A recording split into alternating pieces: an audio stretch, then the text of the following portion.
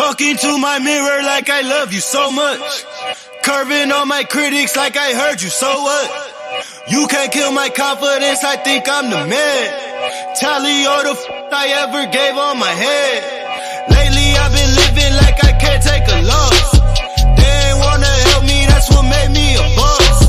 You can't kill my confidence, I think I'm the man. We don't give a that's what they don't understand. I'm back again like flu season. I broke records while loose leafing. I'm coming down my roof, leaving. Don't give a I don't care. Did the by my lonesome. No wonder now I'm on one. No shortcuts on that long run. All I really want is my share. Get on my God, on my totem is nothing. In the discussion, all them feelings I throw all my pain on percussion. It's disgusting. I hear them bragging about that they did and it do not move me, not in the least. They ain't been dropping no seeds in the soil, but swear that you on my spot at the feast. I've been on go mode, show mode, showboat, rowboat, wave ride. Cool shorty, too naughty, pool party, wet for the face ride. Annie up, penny down, hand me down, thrift store, old drip. New money, too funny, old shorty talk about old. I'm on they now, can't get a pass now. I'm a cash cow, keeping it brash now.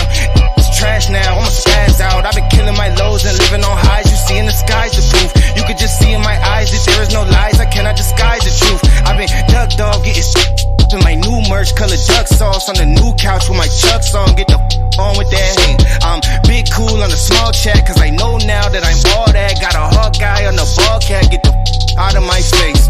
Talking to my mirror like I love you so much. Curving on my critics like I heard you, so what? You can't kill my confidence, I think I'm the man. Tally all the I ever gave on my head. Lately I've been living like I can't take a loss. They ain't wanna help me, that's what made me a boss. You can't kill my confidence, I think I'm the man. We don't give a that's what they don't understand.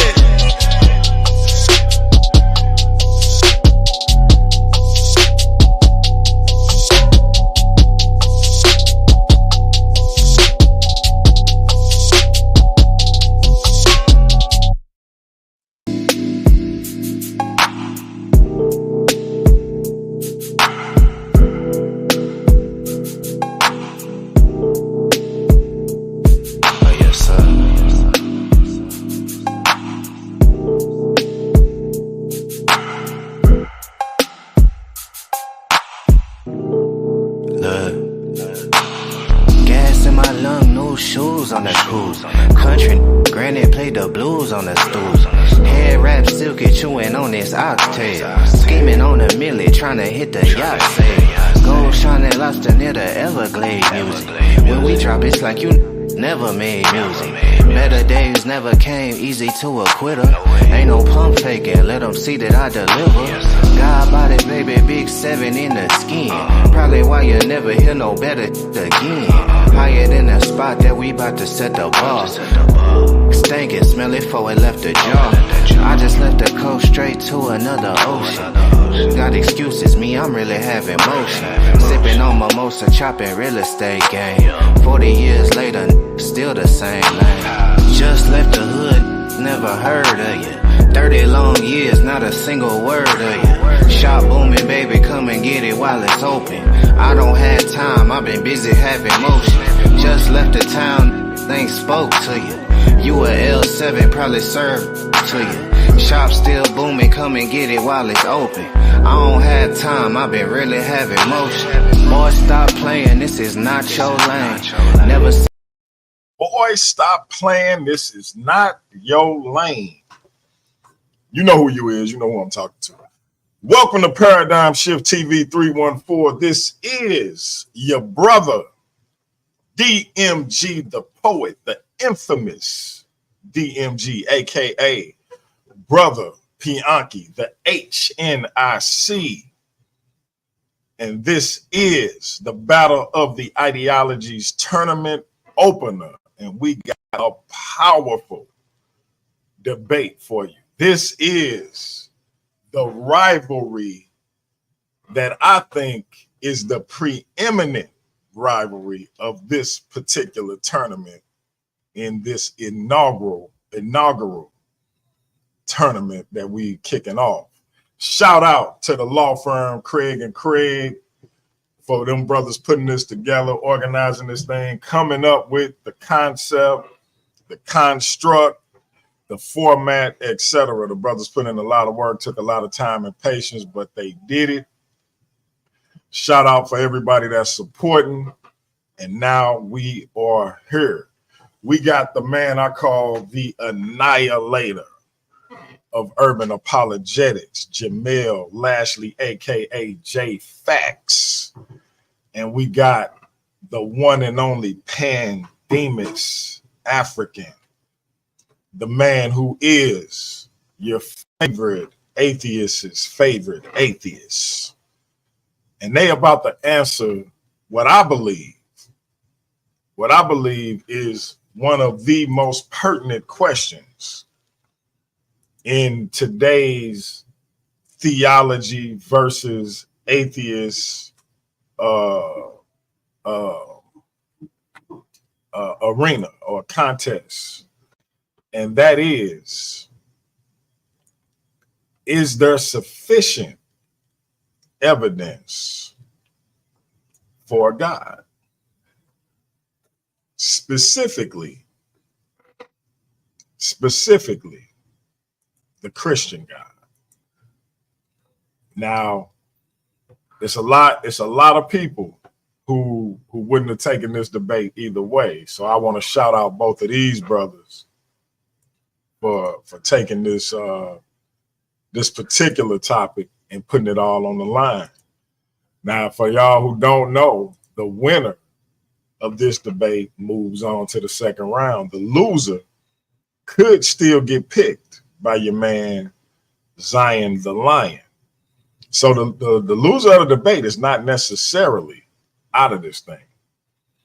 So, and that's the genius of the way our brother Ratchet Craig and Classic Craig got this thing set up.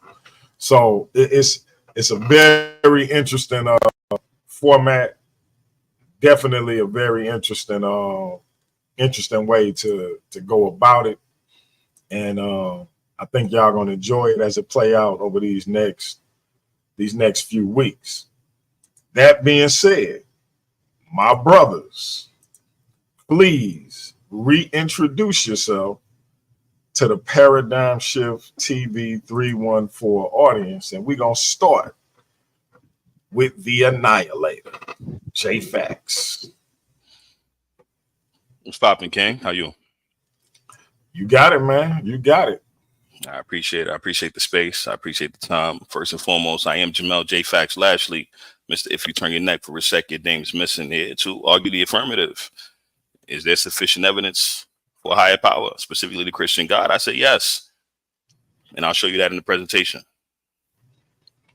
No doubt, no doubt.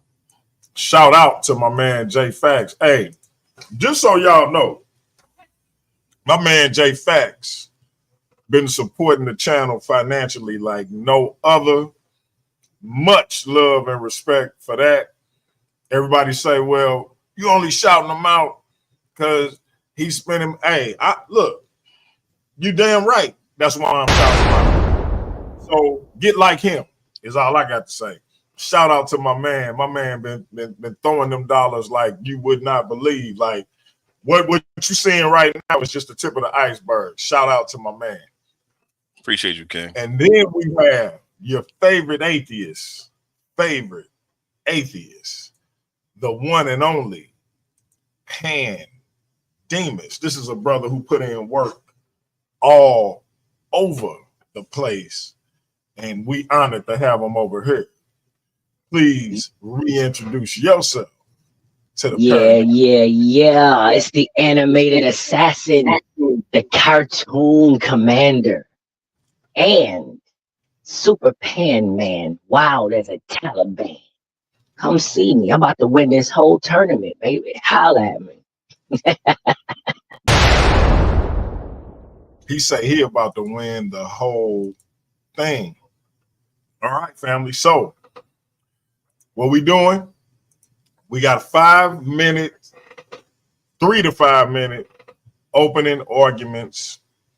And basically, we're going to let y'all have y'all opening statements to break down what it is you will be putting forth in this contest.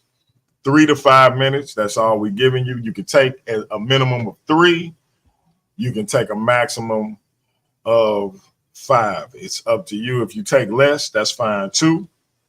But you get a minimum of 3 and a maximum of 5. We're going to start with the animated assassin. Give your opening statements, what it is you're going to be putting down, how you're going to be putting it down, etc. Get into as much as you want to get to in regards to your opening statements. Your time will start when you start. All right, give me 1 second. I want to make sure I understand how to share my screen here. Entire screen. Share that. Can you share this for me? 1 second. Okay. So the only thing it's giving me an option to do with this other screen is to remove it. It's not giving me an option to share it. All right, now hold on 1 second. Oh man, it's great. It's already on the screen. My screen is on the screen? Yeah. It says Pandemus and presentation in parentheses. Yeah, I'm trying to just share screen. It's giving me every option but that, actually. Give me 1 second. I don't know what else to do. Because this is where I was presenting from. Slides.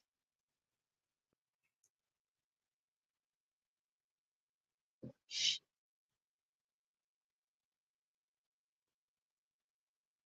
One second, y'all. I notice it's going to be there. You want me to go to J.Faqz? Yeah. Let him go ahead on first, and then I'll just be able to respond after. All right, J.Faqz. I'm gonna let you do your opening statement. The time will start when you start, Munchie. Roger that. I'm gonna go ahead and present my screen real quick. All right. Yeah, shit, present. Share screen. Entire screen. Share. All right. Let me know when you can see that, King. All right, we got it up. Can y'all see the presentation? Yep. Let me know when you're ready to start. I'm ready now. Time starts. I am J.Faqz Lashley, like I said moments ago. Mr. If you turn your neck for a sec, your dame's missing. And your host this afternoon. I say I'm your host because my opponent is just here ornamentally. If you don't know the definition, that means he's just here for show. I'm a Christian and a senior assistant administrator for the Department of Homeland Security. And as such, many in the paradigm shift has called me an agent. I'm going to be arguing to the affirmative that there is sufficient evidence that a higher power paralleling into the Christian God exists. My argument will be based in and on deductive reasoning, evidential reasoning, the complexities of all life, and its incredible parallels to technology, which suggests, as you will see in this presentation, that an intelligent mind is behind the universe itself. Consider the intricate complexities of life. The human body, for example, is a marvel of engineering, and technology, complexity, and functionality are clear indicators that they were designed by someone creative and intelligent. We can admire the ingenuity behind smartphones, computers, and the internet because we know these innovations result from the creativity and intelligence of human beings. But observing the natural world, we're supposed to ignore that these complex and functional systems that exist within it, like the eye, which is comparable to even the most advanced cameras, or the brain, just as powerful, if not more powerful than any supercomputer, happened by a random natural occurrence? Nah, I can't rock with that. These biological systems are not just complex, they're insanely efficient and purposeful, suggesting an engineer far more advanced than us. And for that, I'm grateful, especially for the purposefulness, because every time I lay down with my beautiful black woman, I be locked in awe of her frame. The fact that satisfaction was included as a purpose for that body, something worth being amazed of. But I'm going to just stay focused. I'm going to stay focused. We must stay focused. Shout out to Dr. Umar Johnson. This entire discussion is completely subjective. And none of the standards given in this conversation can be applied objectively. My opponent can't say objectively that a high power does not exist, and I can't say objectively that a high power does exist. These standards are instead intersubjectively applied by a consensus of supposedly reasonably minded experts. You, our judges. All of science, all empiricism, all of law, is based on the intersubjective consensus of experts and, of course, definitions. So that same metrics exists here, especially given the topic of this discussion. We can't examine or test this higher power, so that renders the scientific method useless to prove its existence. Instead, you'll see that we'll inevitably end up treating this like we're solving a crime, piecing together evidences to make our cases. My opponent plays the prosecution and not the defense, leaving it to y'all to make your consensus intersubjectively. If sufficiency can be found for an innocent man or woman to be put in jail by a jury of their peers, attorneys, and a judge, you know, the consensus of reasonably minded experts, I'm confident that it'll be found here as well. So here's what's going to be communicated. There is sufficient evidence to support the existence of a higher power just looking at the natural world alone. The acceptance of existence is simply an observation. 2 minutes. 2 minutes. Sufficiency is wholly subjective, meaning what's enough for one person is not enough for another. An ice cube to a man stranded in the desert is life-saving, but that same ice cube to a man with a cold Coke in his hand is unnecessary. Parallels between the higher power and the Most High God, the Christian God, are present. That's what I'm communicating. What I'm not communicating, and I need y'all to understand this very clearly, this is why I actually sent the money to the YouTube channel. I don't give a flying fuck about saving anybody. This presentation is not an attempt to convert anybody to Christianity. I'm not going to prove the deity of Jesus Christ. That's not what this conversation is about. Faith is not necessary to discuss existence. I'm not here to convince anybody to do the right thing. I don't care about morality. I don't care about creationism or Christian science. T-shaped cells, none of that's going to be discussed. I don't care about appealing to your emotions. They don't matter to me. And I'm not going to say that science is bad. In fact, I'm using a great deal of science in this presentation. You'll see that shortly. And this, of course, 1 minute. 1 minute. This, of course, is a list of definitions and words that we'll be using throughout the presentation. I'll end it on this quote. Human beings reason by means of concepts and definitions. We also make laws by definitions. And if you don't know how to operate with respect for those definitions, then you can't make the law. That's by the Honorable Alan Keyes, former Assistant Secretary of State. And I'm done. And that is peace. Hey, listen, my man came in with the smoke. He said, I don't give a flying what about. Hey, listen, my man came in with the heat, but I'm sure your favorite atheist, the animated assassin, is about to come with some heat of his own. Pan, are you ready, my G? Like a flamethrower, baby. Listen, so I'm having some technical difficulties, but we just gonna move past that. And I'm just gonna share my camera right here. Hey, real quick, Pan, do you want to send me your presentation and I'll pull it up? I don't know what's happening. I tried to do that too, and it's not working.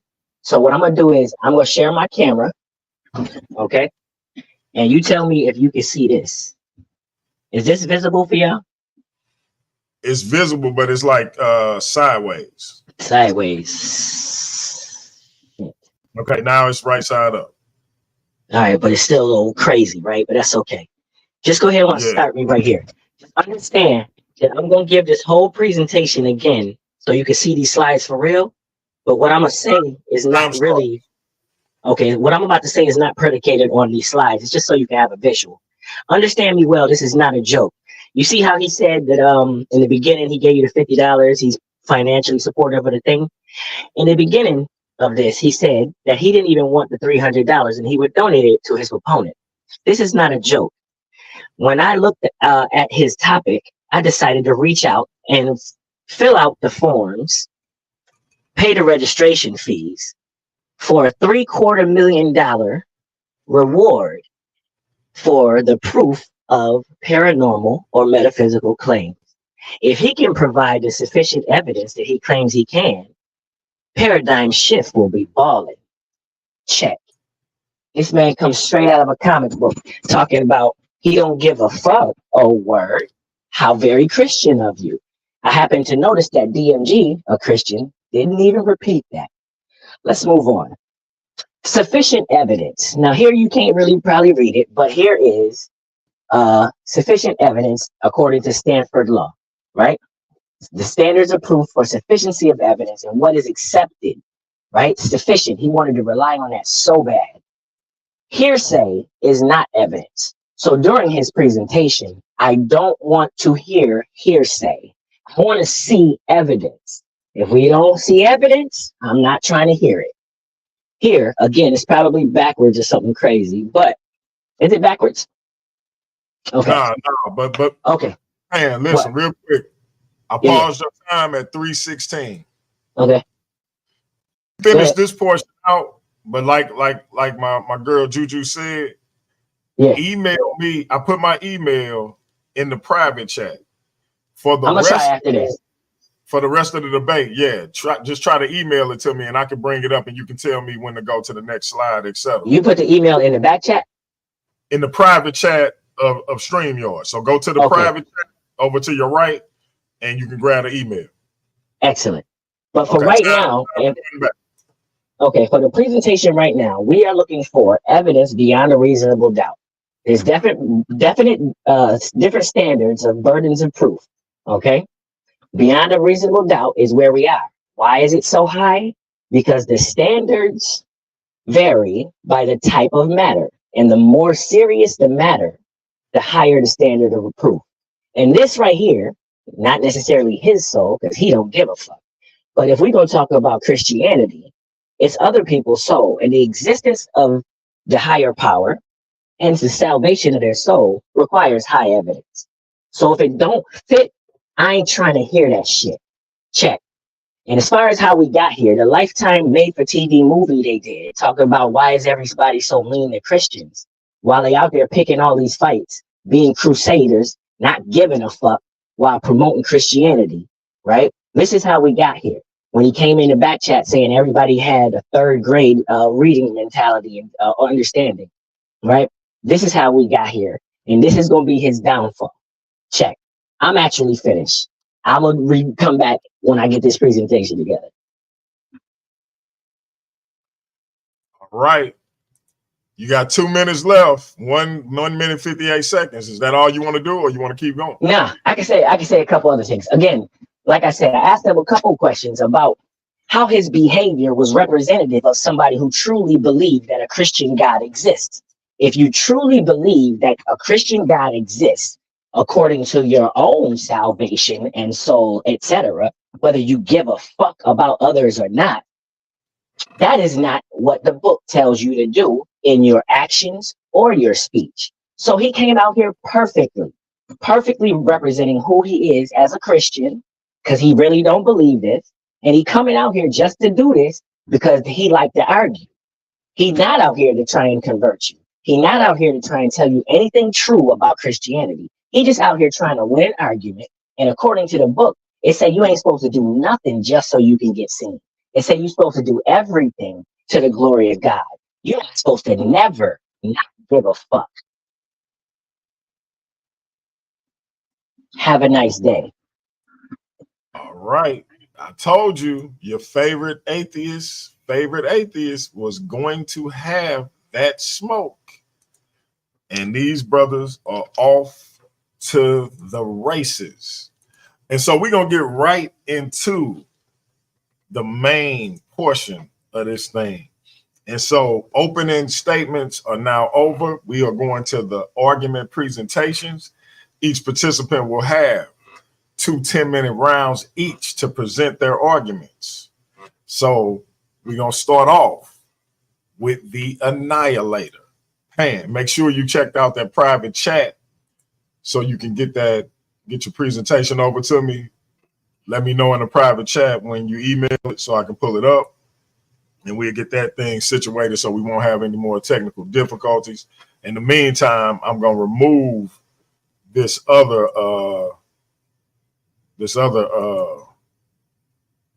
picture or section where you was at, where it said presentation. Annihilator, are you ready for your first round? Yeah, let's do it, King. All right. I'm going to share my screen real quick so we can get back to the presentation. All right. Share the screen.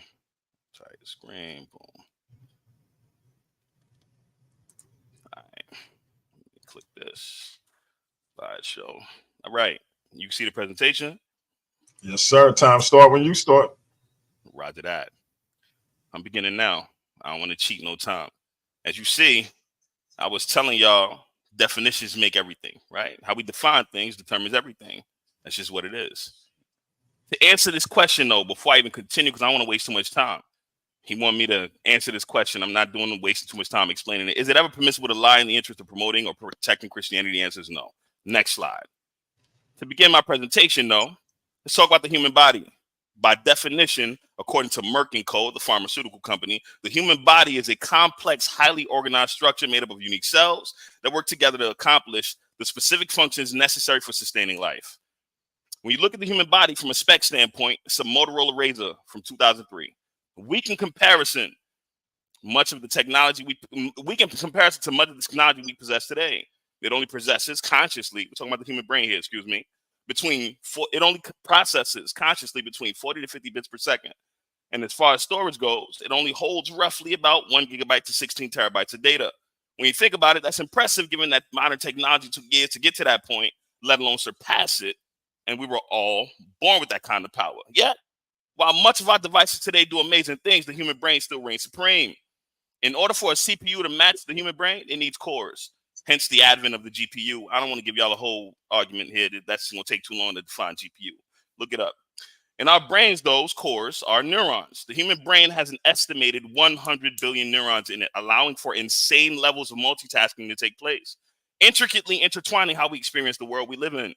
You can smell, taste, touch, see, hear, breathe, a heart rate increase, bodily temperature control, etc., all at once with you barely noticing these things taking place. Even more amazingly, it does all of that with only using a mere 12 watts of electricity or power.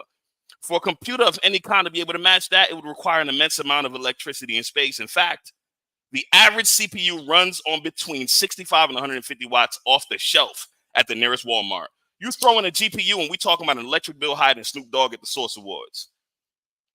Let's talk about DNA. Deoxyribonucleic acid is a molecule that contains the biological instructions. I highlight these words for a reason that makes each species of living organism unique. DNA, along with the instructions it contains, is passed from adult organisms to their offspring. These instructions are needed for an organism to develop, survive, and reproduce. Behavior is also subject to genetic variations. The ways in which individuals differ in their intellectual abilities, personalities, and mental health are to a large extent functions of their inherited biological instructions. That is according to the National Human Genome Research Institute. It's sourced right there. Go look it up for yourself. Did you know that the DNA can store a mind-blowing amount of data in an imperceptibly small space? Check this out. Humanity as a whole, that's the whole world, will generate an estimated 175 zettabytes of data by 2025. That's 175 followed by 21 zeros. The DNA can squeeze all that information in a ping-pong-sized ball with room left over. The 74 million bytes of information in the Library of Congress, could be squeezed into a DNA archive the size of a poppy seed 6,000 times over. If you split that seed in half, you could store all of Facebook's data. We are talking about an insanely efficient storage space. Look at your phone for a second. Look how big it is. DNA is Lilliputian and can hold more data than it can right now. There is no such technology that can store that much data more efficiently in existence today. A single gram of DNA can hold a mind-numbing 215 gigabytes of data. This is Googleable, by the way. Let's talk about plants for a second. This comes from the University of Delaware. Did you know that plants can detect a chemical that lets it know if other plants are related to it in its immediate proximity? Susan Dudley, an evolutionary plant ecologist at McMaster University in Hamilton, Ontario, and her colleagues observed that when siblings are grown next to each other in the soil, they play nice. And they don't send out more roots to compete with one another. However, the moment one of the plants is thrown in with strangers, it begins competing with them, rapidly growing more roots to take up the water and mineral nutrients in the soil. Even when siblings grow next to each other, their leaves often touch and intertwine, compared to strangers that grow rigidly upright and avoid touching. What does all this information mean? What's the point of me sharing this data? According to ChatGPT, and I'll show you the definition of this momentarily, the ability to adapt is embedded in the genetic and cellular machinery of organisms. Embedded, involving multiple levels of biological organization, from molecular genetics to whole organism physiology and behavior. I did some digging to figure out where the first set of genetic instructions came from for the first living organism, since it's commonly reported that all of what we are today is a result of adaptations, which I'm not arguing against. I need y'all to understand that. I'm actually arguing for that. Well, in order to adapt, those first organisms needed to be equipped to do so. You can't put furniture together without the tools to do it, right? The genetic code needed to be present for them to have the ability to adapt. My question, where did that initial code come from? I searched for weeks. I even asked AI, and the answer is the same every single time. The ability of the first living organisms to adapt and evolve can be traced back to the fundamental properties of life and the nature of biological systems. Fundamental meaning that the basic essential characteristics or principles are inherent to living organisms and their biological systems. Put shortly, nobody knows, not even AI, because inherent means that those organisms just had the ability by definition of the word. The problem with that is that it doesn't fit into the causal notation, given that DNA, by definition, possesses the instructions for an organism to develop, survive, and reproduce. I showed that in the definition previously. It's impossible that they had blank DNA with no instructions for them to adapt, having their environments encode them from a blank state, because then we wouldn't exist. The organisms would not have survived long enough to adapt, since survival comes from the instructions, and adaptations takes a very long time. Adaptations stem from being able to adapt in the first place, which ensures an organism's survival. That ability to adapt needed to be present in their genetic code for it to be expressed. It's called gene expression. Gene expression is the process by which the information encoded in the gene is turned into a function, directly from the National Human Genome Research Institute. You can look it up yourself. Where did that initial code come from? Source code. I'm sure you heard of it before. It was in the movie Hackers, if you're old enough. Source code is the fundamental component of a computer program that is created by a programmer, often written in the form of functions, descriptions, definition, calls, methods, and other operational statements, often written in the form of functions.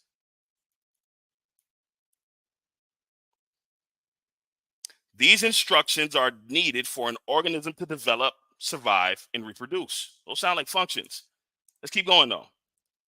It is designed to be human readable and formatted in a way that developers and other users can understand. That's directly from Scott Wallace, Go Red Tech Target. Thank you, Scott. Did you know that genetic code and programming languages share several similar or notable similarities? Both use a specific set of symbols to convey information. Both systems have a defined syntax and structure. Both store and transmit information. Both involve translation mechanisms, believe it or not. Both systems have methods for error handling and correction.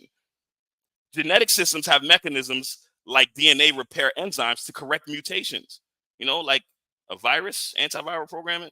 Programming languages have error detection and handling mechanisms that manage bugs and exceptions. Both are hierarchically organized. Both systems exhibit redundancy.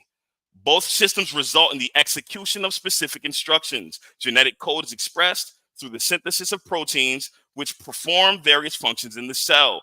Programming code is executed by a computer to perform tasks and solve problems. These parallels highlight the information processing nature of both biological and computational systems, showcasing how life and technology share foundational principles in encoding, processing, and executing instructions. Foundational principles in encoding, processing, and executing instructions. My quote's gone. That's unfortunate. It's a quote from Max Planck. That's unfortunate. I'll just read my words. I don't know where my quote went. Either way, in this quote, Planck acknowledges that matter at its most basic level is held together and brought into existence by forces. These forces cause the particles within an atom to vibrate, maintaining the structure and stability of atoms, which he compares to a tiny solar system. He then proposes that behind these fundamental forces, there must be a conscious and intelligent mind. This suggests that Planck saw the underlying principles of the universe as not just mechanical or random, but guided by some form of intelligence or consciousness. Finally, by stating that this mind is the matrix of all matter, Planck implies that this conscious intelligence is the foundational basis from which all matter originates. This can be interpreted as suggesting that consciousness or intelligence is a primary aspect of the universe rather than a secondary phenomenon that arises from material processes. That's the quote. All matter originates and exists only by virtue of a force which brings the particle of an atom to vibration and holds this minute solar system of the atom together. We can assume behind this force the existence of a conscious and intelligent mind. This mind is the matrix of all matter. Matrix, that's important. So, chance, where did this original code come from? Did it just unpredictably and without... Yes, sir. I paused the time at 4:14. Mm-hmm. And I don't know if that's accurate because I got kicked off. No, you good. All right, just give me 1 more minute and I'm good, I promise.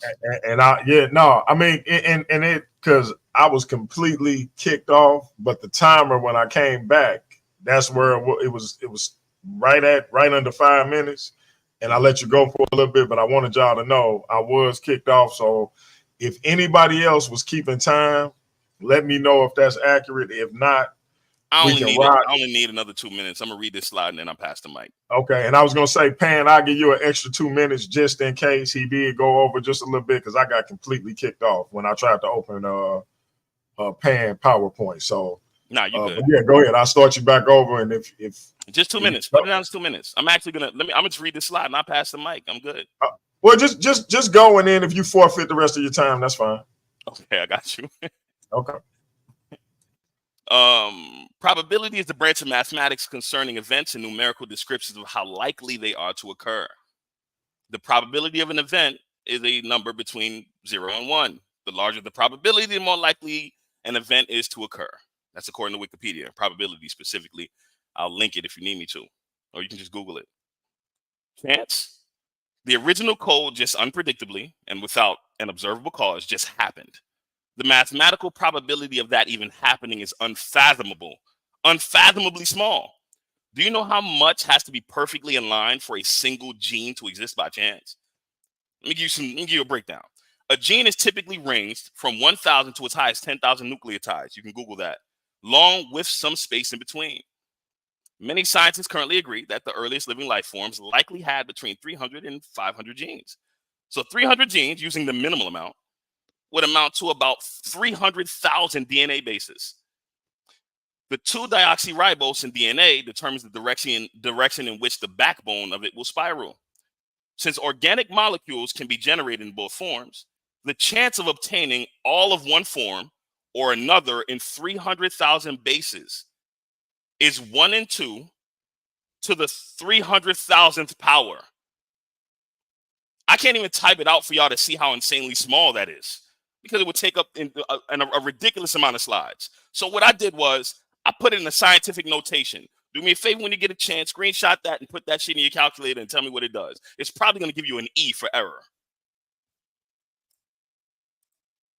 So people saying we have fantastically efficient systems that possesses data embedded within them that gives them the instructions to function in the natural world, impressively similar to and in many ways better than the technological advancements we utilize in our day-to-day lives. And we understand that the technological advancements we utilize every day were created and programmed by specialists.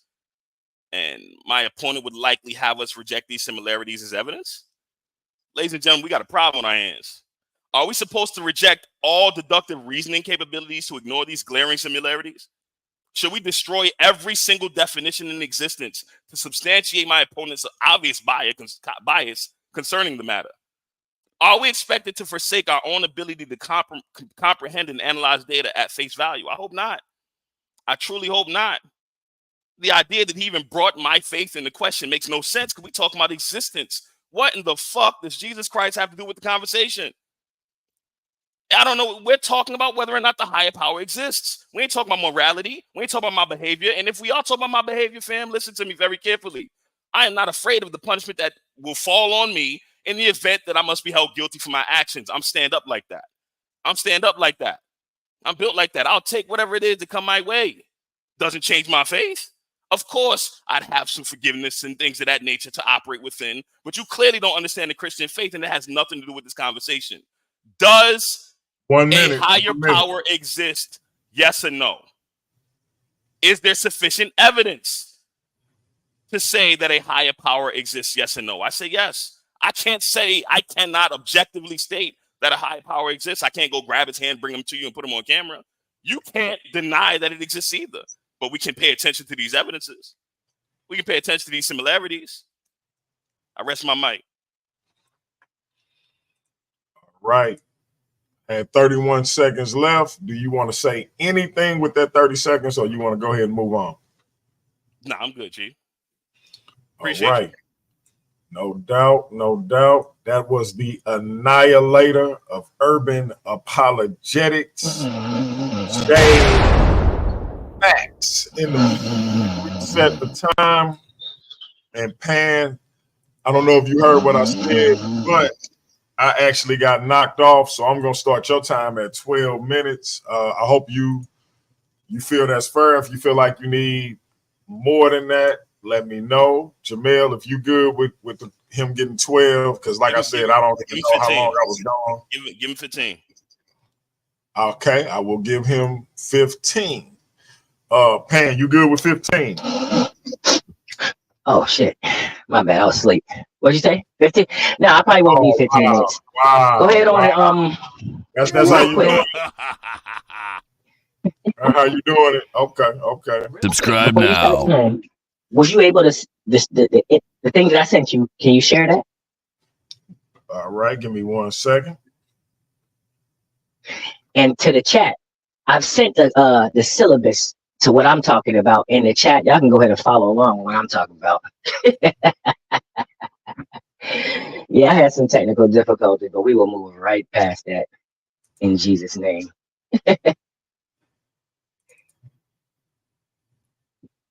How we looking, D? Give me 1 second, bro. Okay, I got it. Okay. You talking about what you sent me a messenger, right? Right. Just real quick, hold off on that 1 second. I just wanted to respond to the question that he asked me first, right? Well, the question I asked him that he responded to, he wanted to gloss past it real fast. The question was, is it ever and you can start the time now. Is it ever permissible to lie to promote the Christian faith? And he said no real fast. He even interrupted just now to say no again. Except if you check the syllabus that I sent you guys, I'm not sure if you're able to see it in the chat, but at the very bottom, you'll find a list of biblical lies. All of the times that biblical prophets and biblical heroes lied and were rewarded for it. Starting off with the lie about the trees between good and evil and life and death, right? Saying that if you eat from this, you will die, and they didn't, right? And then you move on where Abraham lied about his wife. We know about that. We know about Rahab lying. We know about God lying in 1 Kings. You'll see the verses in there. 1 Kings 22, 19 to 23, where he put this lying spirit on people, where you wouldn't even know you were lying if God did it. So if my opponent was lying to you right now, he may not even know it. So we're going to give him a pass on that. So that's the answer to that part that he glossed over fast as hell. Like I said, I have a list of times. We can discuss that in the question answer. Brother Bianchi, can you, we're going to throwback. Can you share that picture for me, brother? Right. Give me 1 second. Why are you doing that? He said, I didn't know what I was talking about was off topic. No, it's very much so about you. If you don't believe what you're saying, you shouldn't be up here saying it. And clearly you don't believe what you're saying because you're still saying craziness. Like, what are you saying? To answer the question that you asked me, was it more religious in the past in Africa? Yes. And you know what I'm saying? Yes, it was. And if you look right there at the screen, you can see that before colonial times, how the tribal lines were drawn, you know what I'm saying? The imaginary lines were drawn, and the different tribes and the different belief systems that would have been in there before Abraham would have been even in existence, right? And until the advent of Abrahamic religions into those little areas you see there, yeah, true indeed, it was a little bit more theistic, you know what I mean? And yes, people are moving away from the Abrahamic religions now, to answer your question. But there's reasons for that, and you see them on the screen. Okay, brother DMG, let me see if we can share that presentation. So everybody in the chat have been noticing all of the fallacies that the brother just knocked out, right? You know what I'm saying? Begging the question, God of the gaps fallacies. So it's clear that people are seeing that he is not presenting any evidence. And to answer Brother Steve, the topic is supposed to be evidence for sufficient evidence for a higher power, specifically a Christian God. And all he just did was give you can you make that big and put it on the presentation screen, please? Right. All he just did was give you a terrible version. Okay. Yeah, slideshow. All he did was give you a terrible version of the intelligent design argument, right? The watchmaker design, basically. And I see people in the chat that's with it. So they can call it the AI argument, right? But let's start with this slide. So an omnipresent, omnipotent, omnilingual, and omniscient God would know exactly what evidence to be presenting right now. We would not have wasted any of the time that we have wasted so far. He would have started off with evidence, bang, and we all would be like, wow, we really believe you, J.Faqz. You really got the facts. But no, we still here talking because he ain't present shit yet. Next slide. You should have prayed on it so he could have gave you the answer so we wouldn't even have to still be here. Okay, are we moving? Okay, boom. This is basically Pascal's wager. He's trying to convince you that his thing is correct. Next slide, please. We're going to fly through these, DFG. Keep your finger on the button. We're riding. This is like a machine gun. Right? So Pascal's wager is basically, hey, we should believe this because if we don't, there'll be some bad consequences. But what happens if you believe in the wrong belief? You still have not provided anything that deciphers your belief system from any of the others. You still haven't even proven a higher power. All of that talk you just did right there just proves that there is something that you cannot prove what it is. Nobody knows the answer, and you're right. But you should have said that shit before you took this debate. Next slide.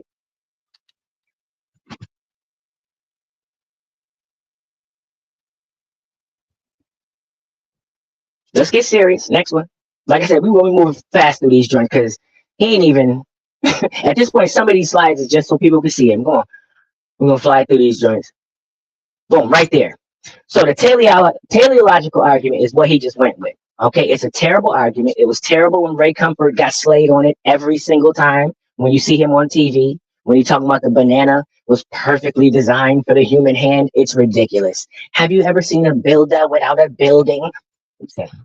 We know how buildings are made because we saw the factories and the training facilities where those construction workers went. We know how phones work. We know how AI works. Okay. The thing is, we don't have the factory for your guy, do we? All you gotta do is show me. Otherwise, everything he just did was a false cause fallacy. Check. We don't need to go into the scientific this, that, and the third. You could just show me. And even if I agree that a higher power designed everything, you still have to tell me which guy. Next one, please, DNG. Now, when you really look at this design, is it really intelligent? When you find out, when you see the little pig at the top right there where his teeth and his horns is boring through his skull, how is that intelligent? Which fucking equation do you have for that? Humans are subject to the same thing if we don't go to dentists. Check. We got natural disasters and diseases trying to kill us all the time. The actual atmosphere, the sun is trying to kill us all the time. There's nothing intelligent about that design. And for all your scientific folks that love evolution and shit like that, there go your transitional whale fossil. All right, next slide. I just realized we had a whole thing was on intelligent design. Prove to me that your guy designed anything. Prove anything was designed. Check. We can just move on. The cosmological argument is nonsense because there is no type of understanding of what nothing is. Right now, we have a person who's sitting here trying to tell me that the thing that he's talking about is outside of time, space, matter, and energy, which is existence. Which is, if your thing is outside of existence, that means it don't exist. And if it interacts with the real world, you should be able to test it. If we can't test it, you shouldn't be telling me nothing about it. Next slide, please.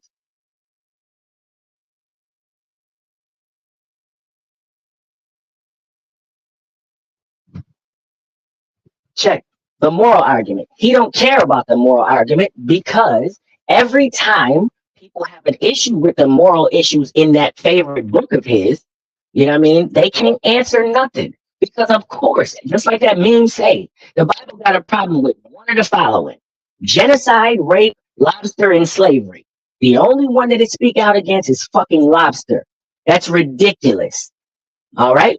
Now, moving forward, when you talk about the moral authority, you know what I'm saying? How can we possibly understand the world without a God? Bro, we don't need that. The golden rule is in every single system and culture around the world with no Christian morals. Check. And then you still have to tell me, right? Just like Gottfried Leibniz's version of the Euthyphro dilemma. Is something moral, good, and just because God wills it, or is it that God wills it because it's moral and just, meaning it's already in existence and he's just telling you about it? You have no way to answer that question. So until you do, you shouldn't be out here promoting this nonsense. It's morality in the animal kingdom, in the plant kingdom, and in the insect kingdom without the evidence of a higher power. And for people that's in the comments asking what's the topic, he's supposed to be presenting evidence of a higher power, specifically the Christian God. Next slide, please. We're gonna move sort of quick through these next ones, bro, because this is an act in futility. I can't even believe he tried this. You still there, D? Next one.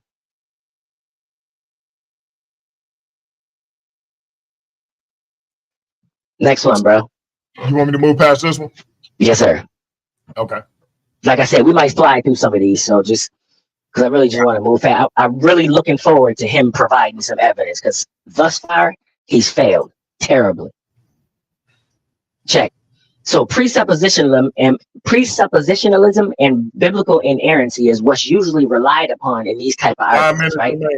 5 minutes remaining. Check. These are silly arguments in circular reasoning, right? Next slide, please. Circular reasoning is using something to say that the something is true, right? The Bible is divinely inspired because the Bible said so. And how do we know? Because the Bible is true. And we know that's true because it's divinely inspired. It's just a circular reasoning.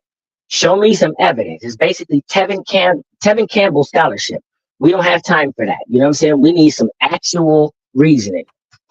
Next one.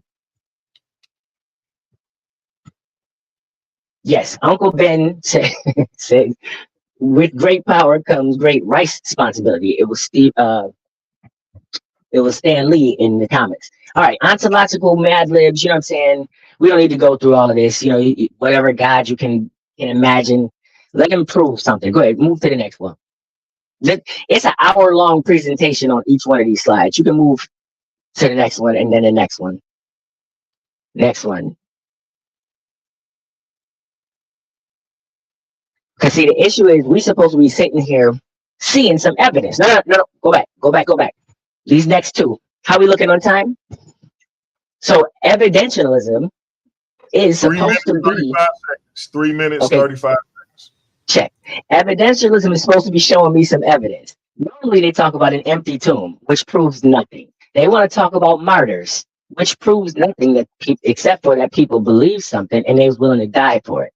It means nothing. Next one. Right?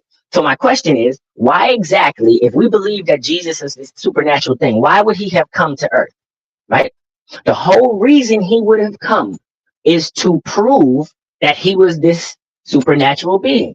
Otherwise, he could just put the thought in everybody's mind. But that's not what happened.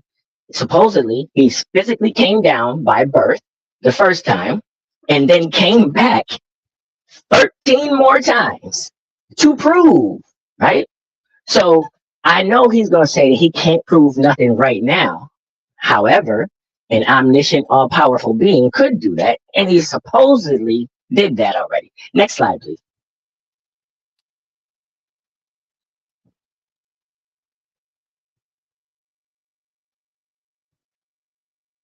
Check. Oral and textual composition.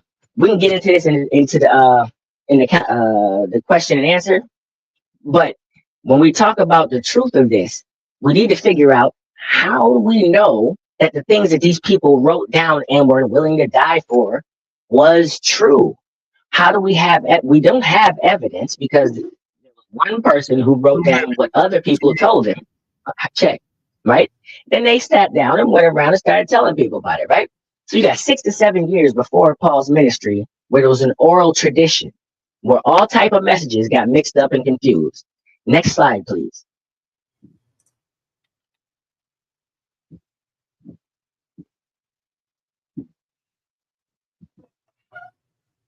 Right. So the councils, there were 9 councils before Nicaea. All right. So the entire doctrine, which is supposed to be the true doctrine of the way, was confused so much so that they had to have 9 councils to organize what this was. As a matter of fact, Brother Byron did a presentation about African Christianity. And those different Christianities throughout Africa were some of these that they were trying to say were heresies back at this time. Next slide, please.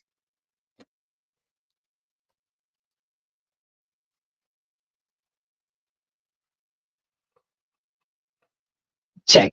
Next slide. This one is excellent, but I will save this for a discussion. And again, it's my position that my brother cannot prove that there is evidence, sufficient evidence for the Christian God because of all of those contradictions right there. There's over 400 documented contradictions in this book, in the whole doctrine trying to tell me about the truth of this matter. So I don't need the mathematical equations. I don't need this book. I just need the sufficient evidence that of the higher power and specifically the Christian God. And these aren't memes. These are coming specifically from scholarly websites. As a matter of fact, again, I'll put the syllabus in the chat so you can go follow along. Those of y'all that's not. Next slide. We can move through real quick. I know I'm at the end. I just want to see how many more we got left. That is time, but I'm going to let you finish your thought. Oh, that's the last one anyways. That right there just shows how there are textual inaccuracies that we absolutely know about. Everybody is in agreement with. There's complete consensus on the fact that things were added, taken away, switched around, specifically the Trinity verse by Erasmus. And I'll rest there. All right. All right, family. Like, share, and subscribe. If you haven't checked out the channel membership, hit that membership. If you haven't heard me say it before, we are doing our first raffle for a discounted trip to anywhere in the United States. Your stay at the hotel of choice will be discounted. My man Thomas White is in the chat. He was our first channel member, and he can testify to that discount. How you get there is up to you, but your stay will be discounted. I believe my man is going to Vegas. My sister Sakina Ra was the second member. She donated her trip. I believe my sister and her family are going to Miami for 4 nights at $80 for 4 nights. Shout out to all the channel members. Y'all check out that channel membership. I'll be doing that raffle every month. At least one person will be getting that discounted trip. The more members we get, the more people I'll be giving those trips out to. That being said, that concludes the first round of the Battle of the Ideologies. First debate. The name of the debate, for those who asked, is there sufficient evidence to support the existence of a higher power, specifically the Christian God? We are going to get into our second round. Just a second, family. Bear with me. I have to pull up something for, this is just for myself. Make sure I'm on my P's and Q's. I'm gonna play a little bit of our favorite musician, the one and only Neo One Love, and we're gonna get right back with y'all. So bear with us. I will be right back. Yeah. I know I got about 30 seconds to make y'all feel this before y'all turn it off these days. That I might not even release this. But I be doing this shit for me, help me get through. I feel like I give until I can't, but most don't recognize it till I ain't. Blood on them covers, she hoping paint. Sorry mama, but it ain't. This world took a toll on me, and everyone that say they love me always seem to follow me. The same one that call me great, treat me like I ain't shit. I read between the lines, it's written all over your eyes. I see the disappointment in the eyes of the ones who want me dead, but I ain't never been scared, I tried to get there. Sometimes I wonder if I survived or did I die on that ride to that hospital. Demons all around me, I am not mental. This game of life, it is not simple. Last time I was happy, I was popping pills. All right, family. So now we're going into our second round. 10 minutes apiece for each of our combatants. As a matter of fact, I apologize. We're going into the rebuttal round. Each of our opponents, well, y'all got to forgive me. I'm all messed up. I put this in the wrong order. We're going into our second round.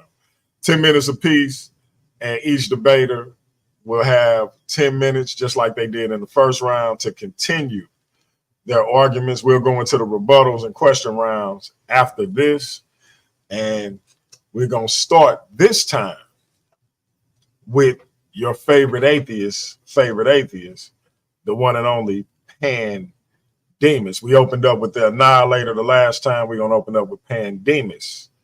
This time, Pan, you got 10 minutes. Time will start when you start. Check, you can hear me? Check one. We hear you loud and clear. All right, you can bring me back where we was just at. All right. Slide. Give me 1 second. Bring you back up. Yes. And just for the judging of the thing, remember, we're supposed to be answering the questions. So to answer his second question to me. All right. Time starting. All right. I think it's 2 slides away right now. Go ahead, stop. Go to the next one. And Desiree, you could just leave for like 10 minutes and come back. Okay, right. No, wait, right there. Yeah, right there. So wait, back up. Back up one. The philosophical one. Yeah. Okay, so the question is, why so philosophical, right? Why are we getting into these long diatribes? Why are we here? Why does Desiree feel like her ears are popping, right? The reason is, if there was evidence for a higher power, specifically the Christian God, he would have said that in the first 2 seconds of his discussion. Instead, we hear going through all type of these philosophical discussions. He got mathematical equations, right? The reason is, we're so philosophical because all physical evidence provided has failed. He even admitted in the beginning of his first intro that he can't even provide evidence for this. He admitted to me in the chat that he wouldn't be able to convince me. He's here for the show. You know what I mean? And that's what I'm going to give him. So you see all these other physical things that have failed, utterly failed, to show the evidence for a higher power, specifically the Christian God. And they continue to fail. He won't show you anything physical moving forward. Next slide, please. So we get into these mathematical discussions and these philosophical debates where it's like, oh, well, what do you think about morality? And DNA has all of these different... Listen, bro, just show me your God or concede. Now, the question is, who else don't believe that Jesus is God? It's fine. It don't have to be you or me or the knuckleheads in the group. Let's look at this. Next slide, please. First and foremost, we're going to start off with Chineke. Where we at? DMG, you with me? Next slide. Right. So Chineke. So all of the different traditional African systems, right? But on this particular discussion, I'm going to focus on Igbo, right?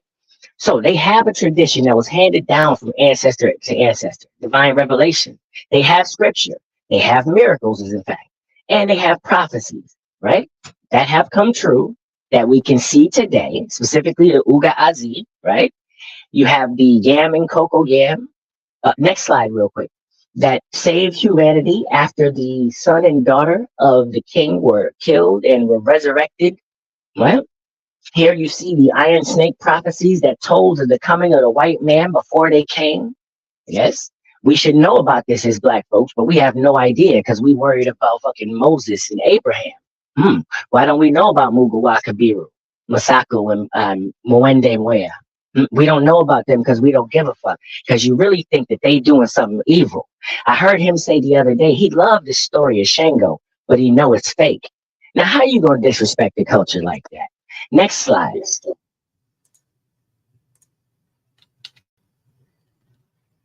Check. The Zoroastrians don't know that Jesus is God. They don't believe it at all, as a matter of fact. What they thought at one point by the story of the Christian, the Christmas story, right? The three kings was Zoroastrians. Because in Zoroastrian mythology, there are messiahs that will be born. And they thought Jesus was supposed to be one of them. So that story actually ended up getting stuck in the Bible. But it's a Zoroastrian story, right? They didn't think Jesus was the highest power. They thought Ahura Mazda was the highest power, the greatest, the best, the fairest of all beings. You can find that in the Avesta, Fargard 19, verse 14. They too have divine revelations, scripture, prophecy, and miracles. Next. The Hindus, they don't give a fuck about Jesus, except for the fact that Krishna says that there are many paths to him. And there are many avatars of Vishnu and Krishna, right? And Jesus is possibly one. So they'll give him that he's an avatar, but he's definitely not the higher power. Check. All paths lead to Krishna in Hinduism. As a matter of fact, when we talk about the miracle situation, why don't you believe when Krishna lifted Govardhan Hill, saving the country from the rainstorm? Huh? Why don't you believe that? Next story. Yeah. So, the Asatru, they don't believe that Jesus is the higher power. Odin is called the All-Father. He's the father of all gods and men. You can find that in the Gylfaginning prose, in the Eddas, in stanza 9. Yes, you get the Odin, the runes from Freya the Seer. You got prophecy, ongoing prophecy, because currently we are in Ragnarok. And when Balder returns, he'll return light to humanity. Hello, you can find that in the Eddas. Check. Next slide. Now who don't believe that Jesus is the higher power? The Yisrael don't believe it. I see some Hebrews in the chat right now. He says, Yahweh says, for I am the Lord. I change not. He didn't say nobody else was Lord. We don't got to go through a lot of these. But go to the next slide. It's pretty interesting. Yisrael. So Yisrael seems to have, they don't even think that Jesus is the Messiah that they was talking about, let alone that God, let alone the highest God, right? There's a reason that they don't follow Jesus, right? Because they are waiting for HaMashiach to come, and he has yet to fulfill the things that a Mashiach was supposed to fulfill. Check. Next.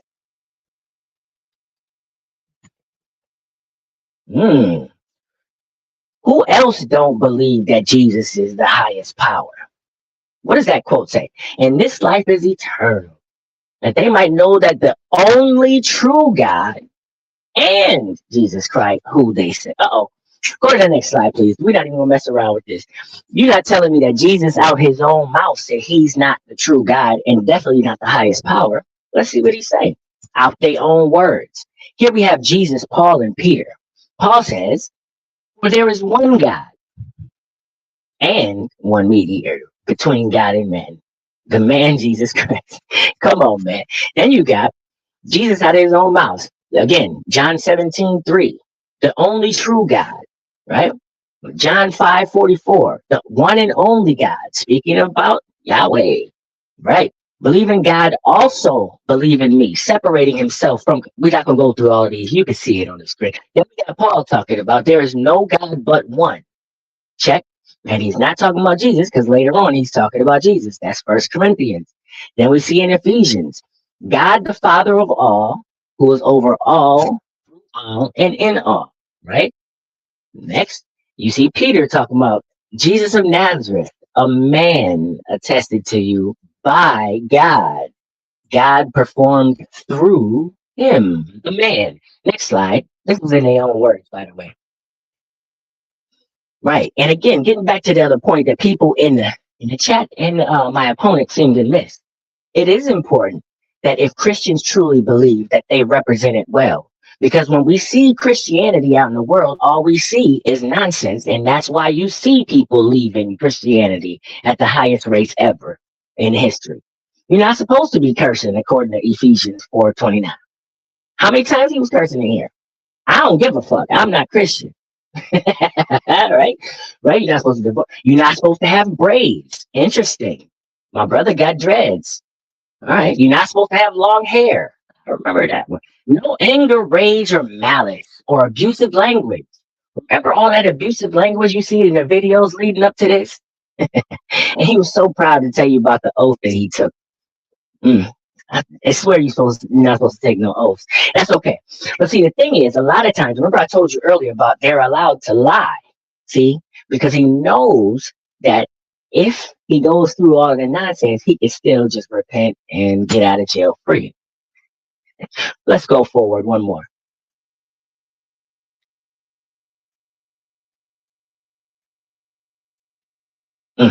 Okay, this is where my slides messed up at, but that's cool. I think it's about to be the last one. So here, just because I'm an asshole, right? We can see an entire religion based around a cartoon, right? And again, with them, I heard you. We got scripture, we got prophecies, we got miracles, and we got doctrine. So what I'm saying is, you can stop the slides here.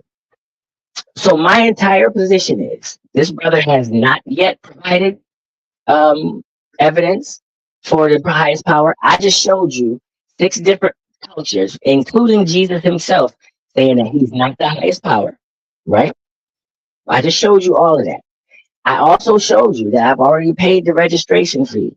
We put in the application already. DMG will be the payee. If he can do in this next 10 minutes, show sufficient evidence, DMG will get $250,000, $750,000. If not, this dude might as well be asleep. Finish your thought. Oh no, I'm good. I was gonna say he might as well just stop.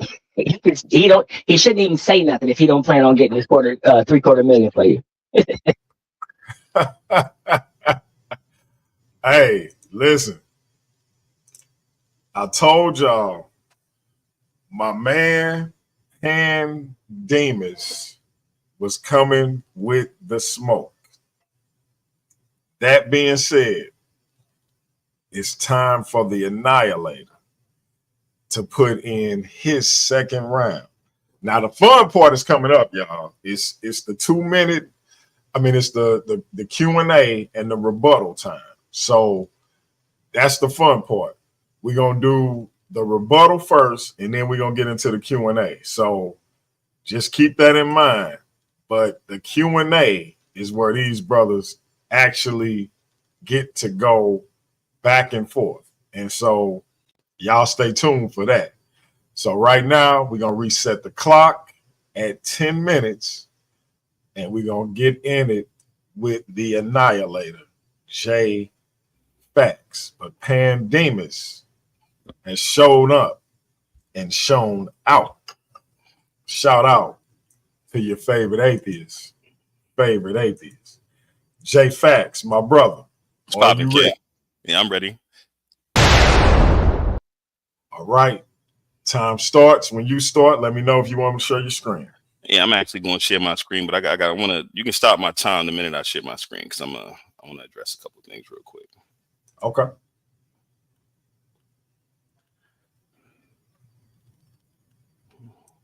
All right. Screen is shared. Time starts. Yeah, so I'm not really sure what debate my opponent showed up to. I'm actually really confused because DMG, if you don't mind humoring me with the answer to this question really quickly, does the name of this debate say enough proof to prove that Jesus Christ is God? No. No, it doesn't say that. It doesn't say that. In fact, I think I have it in the beginning of my presentation here. Is there sufficient evidence to support the existence of a higher power, specifically the Christian God? Now, obviously, this young man has a loose grasp on exactly what Christianity is, and I'm not even arguing Christianity. I stated this early on in this list of things that I said I was not discussing because it has nothing to do with the topic. I don't have to prove that Jesus Christ is God. I'm not here to convert anybody. I'm not here to defend the faith. This is whether or not there's enough evidence for a higher power and whether or not it's the Christian God. That is literally the name of the topic. Literally. What that got to do with Christianity, I don't know, but let's address some things, fam. You said the Bible speaks against cursing. You don't have a firm grasp on the scriptures. I suggest you put it down before you cut yourself. That's a sword, son.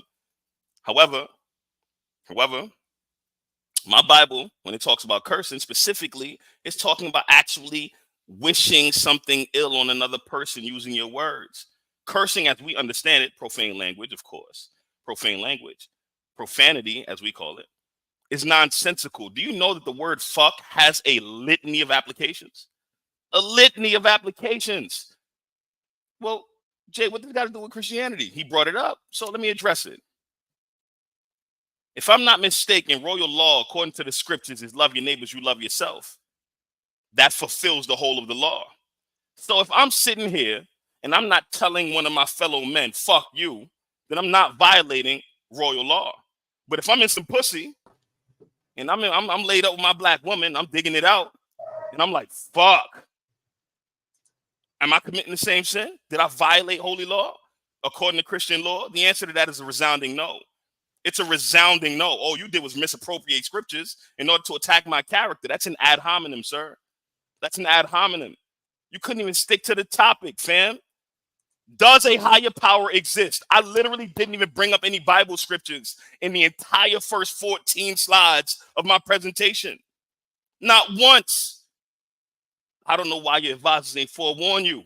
Please, not Jay. He's not for play. This is grown man Biatch. Get you rolled in the triage, Biatch. Understand something. I made it very clear from the very beginning what my discussion was, and I stuck to the topic at hand. I have no clue what this man is talking about. But to continue with my presentation, because I don't see, did I mention God? Does anybody see? Did I mention God? Oh, you know what? I did mention God right here in my definitions, right here. I defined the word God from Merriam-Webster. That's the only time you see me mentioning the word God. The entire time, for the first 14 slides of my presentation, I was strictly focused on whether or not there's sufficient evidence to show that there's someone behind all living things. I showed quotes from German theoretical physicist Max Planck. I showed source code, defined it. I showed gene expression, defined it, sourced it as well. Asked the question, where did the initial code come from in the first living organisms? I showed this talking about plants, the human body, the human brain. I have not one time mentioned anything about Jesus Christ. In fact, I told you straight up, I have no desire to save anybody. Nigga, you can go to hell for all I care. I don't give a fuck. My Bible doesn't justify me having to preach to you against your will. In fact, it says verbatim in the scriptures that I only give you the answer if you inquire as to why I have a hope. The Bible don't say nothing about a presentation or a debate being the power of God unto salvation. Nigga, we're not even talking about salvation. It says the gospel is, and I ain't preached that shit not once. To my presentation, though. We fantastically have efficient systems that possess the data embedded within them that gives them the instructions to function in the natural world. Impressively, similar to, and in many ways better than the technological advancements we utilize in our day-to-day lives. And we understand that technological advancements we utilize every day were created and programmed by specialists. And my opponent would likely have us to reject these similarities as evidence. You want me to reject these similarities as evidence? They're not enough. Remember earlier today, I said verbatim in my introduction, this entire discussion is completely subjective. And the reason for that is because sufficiency will vary from person to person. And I said it here when I communicated the points that I was discussing. Sufficiency is wholly subjective. An ice cube to a man in the desert is life-saving, while that same ice cube to a man with a cold Coke in his hand is unnecessary. It's the reason why the entire scientific community is split 50-50 concerning this very subject. Just as many as people support the idea of a higher power or a God, much like Max Planck, unless you're going to discredit all of his work and the things that he's done concerning physics. There's just as many on either side of the fence. And I stated this conclusively in the beginning of this conversation. I said he can't prove objectively that no higher power exists. And I can't prove objectively that a higher power does exist. All I can do is give data that shows the possibility of such and let you intersubjectively determine whether or not I've done so correctly or efficiently. I give you the higher power. I indicated to you DNA. I indicated to you source code. I drew the similarities between technology and the human body. I even showed you how it's defined. The human body is quite literally defined as a form of technology. Without it, we wouldn't even have the entire science study of bioengineering. To answer his second question, because I got to follow the rules. Is it possible to fall away from Jesus and be brought back by repentance? It depends. You ain't pay attention to the scriptures I put at the bottom of the page either, fam. I'm not wasting time with your questions all day. But to draw the parallels or begin drawing the parallels, now I'm bringing in the Bible. Hey, yo, Most High, is that you? And God said, let us make man in our image after our likeness, Genesis 1:26. And the Lord God formed man of the dust of the ground and breathed into his nostrils the breath of life, and man became a living soul. You must worship no other gods, for the Lord, whose very name is jealous, is a God who is jealous about his relationship with you. That's Exodus. For jealousy is the rage of a man. Therefore, he will not spare in the day of vengeance. That's Proverbs. Remember when I showed y'all earlier DNA and gene expression and how it affects your behavior too? These scriptures show a clear example of genetic distribution taking place and those inherited genes being expressed in behavior by the offspring. Even dogs get jealous. This directly parallels and fits what science says occurs genetically. Again, I didn't make this up. Gene expression, DNA. Behavior is also subject to genetic variations. The ways in which individuals differ in their intellectual abilities, personalities, and mental health are to a large extent functions of their inherited biological instructions. We see that expressed in the Christian Bible. We see literal gene expression and the passing of DNA from parent to offspring taking place in the Christian Bible. Have I mentioned Jesus Christ yet? I don't think so. I never mentioned him. Let's go back again. I knew you before I formed you in your mother's womb. Before you were born, I set you apart and appointed you as my prophet to the nations. That's Jeremiah. This scripture covers two things: that the higher power, specialist, engineer I showed previously is capable of conception. There was a forethought and planning in play prior to institution, similar to that of an engineer formulating a plan before construction. I knew you before I formed you. Programming. There was a set of instructions embedded within Jeremiah that he was set to carry out and function, similar to that of a programmer assigning code to a computing system. We also understand, as defined, that DNA is the genetic instructions that determines behavior and allows living organisms to develop, survive, and reproduce. It's one thing, and I got to give some props to the Nagas because they mentioned me in the comments, and then I'm going to go ahead and rest my mic. It's one thing I will give them props for about electromagnetism and how it's in everything, right? Now, they believe that electromagnetism is God, and I beg to differ. I don't believe electromagnetism is God. However, I will say, again, according to gene expression and DNA, Go back to the definition. It was passed down from the father to his children. Shout out to King Naga. I rest my mic. And that was with 20 seconds to spare. Shout out to the Annihilator. And ladies and gentlemen, that is the second round. We now move into the question and, well, my bad. We move into the rebuttals and questions, period. So each participant will have 10 minutes to question their opponent and respond to their arguments. So we started out with the Annihilator. We then went to Pan.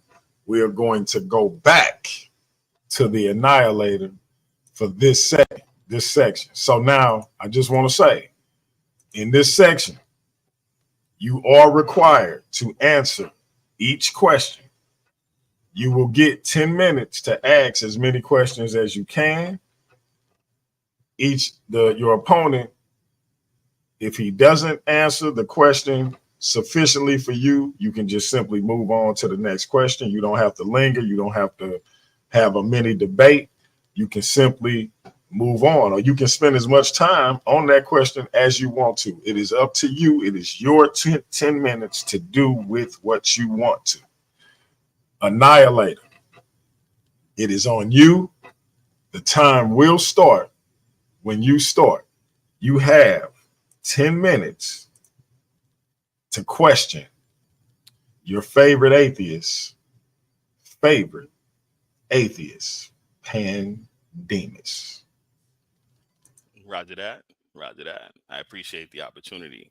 What's going on, King? That's my first question. How you doing, Pan? I am awesome after this victory. But go on. Amazing. That's amazing. I'm glad. I'm glad. First question, you're a Garveyite, right? Yes, sir. You are. You're also an atheist, correct? Yes, sir. Okay. All right. Garvey was a theist, wasn't he? As far as all documentation is concerned, yes. He is a theist. He is a theist. Okay. He was also pro-black and emphasized being pro-black in everything that he was doing, including his faith, correct? Yeah. Okay. How do you rationalize being an atheist, given the historical allocation of it, where it stems from and what it did to Africa, with you being a Garveyite? Interesting question. First and foremost, as a Garveyite, we don't follow a man. All right. We're currently on our 11th president general. So just because we call ourselves Garveyite, that's just the name of the nation. Understand that. We're not following a man. Also, in the beginning of Garveyism, there was all doctrines that Black folks believe, right? So as a Christian, as a Muslim, a lot of times they feel like you can't be unequally yoked with others under those belief systems because of what the doctrines say, you know? But Garvey said, damn all that. Matter of fact, Malcolm X has a great quote. He says, no matter what you believe in, you could be atheist, you could be a Christian, you could be a Muslim. And back in the day, Garvey had voodoo priests with him, right? You could be all that and be a Black nationalist because that's what's primary. What you believe in, specifically the things that you can't prove, is way secondary. Got you, because you eating up mad time. I appreciate you explaining. Take as long as you need. I appreciate you. Thank you so much for your explanation. When do we see atheism first being expressed historically? Seeing it expressed historically? Correct. When do we see atheism first expressed historically? I don't have a specific date for you, but I can tell you that based on the map that I showed earlier with all of those different tribal lines drawn. You don't know. That's fine. Based on the map that I showed you earlier with the tribal lines drawn, you don't know. The answer you would see that pre-colonialism, it would have been more prevalent than it is today. I got you. You don't know. Understood. Tracking. Right. The first public atheist, first one to open his mouth and actually say he was an atheist, is a German man named Matthias Knudsen during the Enlightenment era. I'm not sure if you're familiar with that, but that does lead me to my next question. Who is considering themselves as delivering enlightenment to the nation, the disjointed nation of Africa? Delivering enlightenment? Enlightenment, correct. What do you mean by enlightenment? Enlightenment? You don't know what enlightenment is? What do you mean by enlightenment? I mean what it means definitively. According to history, the Enlightenment was taken to the disjointed nation of Africa. And I'm asking you, who did it? If you mean the Enlightenment era, that's something different than enlightenment being brought into the people. So actually, be specific. It's commonly called the Enlightenment, but by all means, do whatever you need to. Answer the question. If you know what is the Enlightenment era, answer the question. Well, I'll put it to you like I'll answer the question. The Igbo Enlightenment happened possibly 5000 BC. This has nothing to do with the question. My question is very simple. No, it doesn't. When enlightenment was given to the Igbo people, okay, right? In the Igbo, the first people, when they got enlightenment, it was approximately 5000 BCE. Stop the time. Let me stop the time. Hold on. Listen. Right now, it's Jamel 10 minutes to question. Pan, I just need you to answer. We can't get into a mini debate. I was just trying to get my sentence out. I got you. So when it's time to move on. Pan, you will have the same authority when you have your 10 minutes. So let's keep that in mind. I'm gonna start the time back up. Appreciate you. Rephrase the question. According to history, there is a group of people that brought enlightenment to the disjointed nation of Africa. Who were those people? And when did that happen? It feels like you have an answer, so just give it. Sure. According to history, it was done primarily by France, the European movement, of course. You can Google this. This is easily Googleable, right? They also attribute themselves as the ones who brought intellect to Africa, the disjointed nation of Africa. This is documented. This is Googleable. All this is Googleable, right? Okay. Right? Prior to colonialism, listen to this question very carefully. Prior to colonialism, was atheism found in Africa, or were people simply irreligious? Were people simply irreligious? That's the question. That's the question. Irreligious. Irreligious. All right, because that's what history says, right? I appreciate your intellectual honesty. However, right, it is commonly known, would you agree, that for millennia, African peoples have associated nature and natural phenomena with the supreme God? Yes or no? On the majority, yes. Yes, they did. Yes, they did. Yes, they did. Yes, I actually already answered this in my presentation. So I'm curious. I know you did. I know you did. I know you know I did. I'm not sure why you're wasting people's time. We having a conversation here, King. It's all right. Prove this God, bro. Don't conversate with me. Listen, this is a question section. I already did my presentation, fam. You was finished? Section. This is the question section. Just relax yourself, right? Right? So here we go. We got a Pan-African atheist who follows, obviously, you following European ideologies, being an atheist, and also calling. Yeah, that's ridiculous. Hold on one second. No, that's ridiculous. Hold on, let me finish. I got my question. Can I ask my question? Go ahead and finish, but just know it's ridiculous while you're talking. I don't care if you think it's ridiculous or not. I'm asking my question, fam. I'm asking my question, right?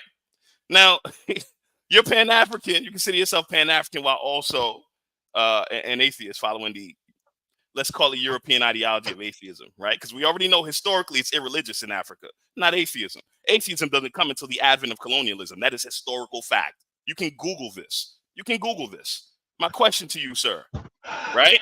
If Garvey himself, according to you moments ago, didn't really care about the beliefs of those that were with him, right? And he had sought to unify Black people across the diaspora, right? How do you find yourself in this position, not emulating his behavior with those that believe in Jesus Christ?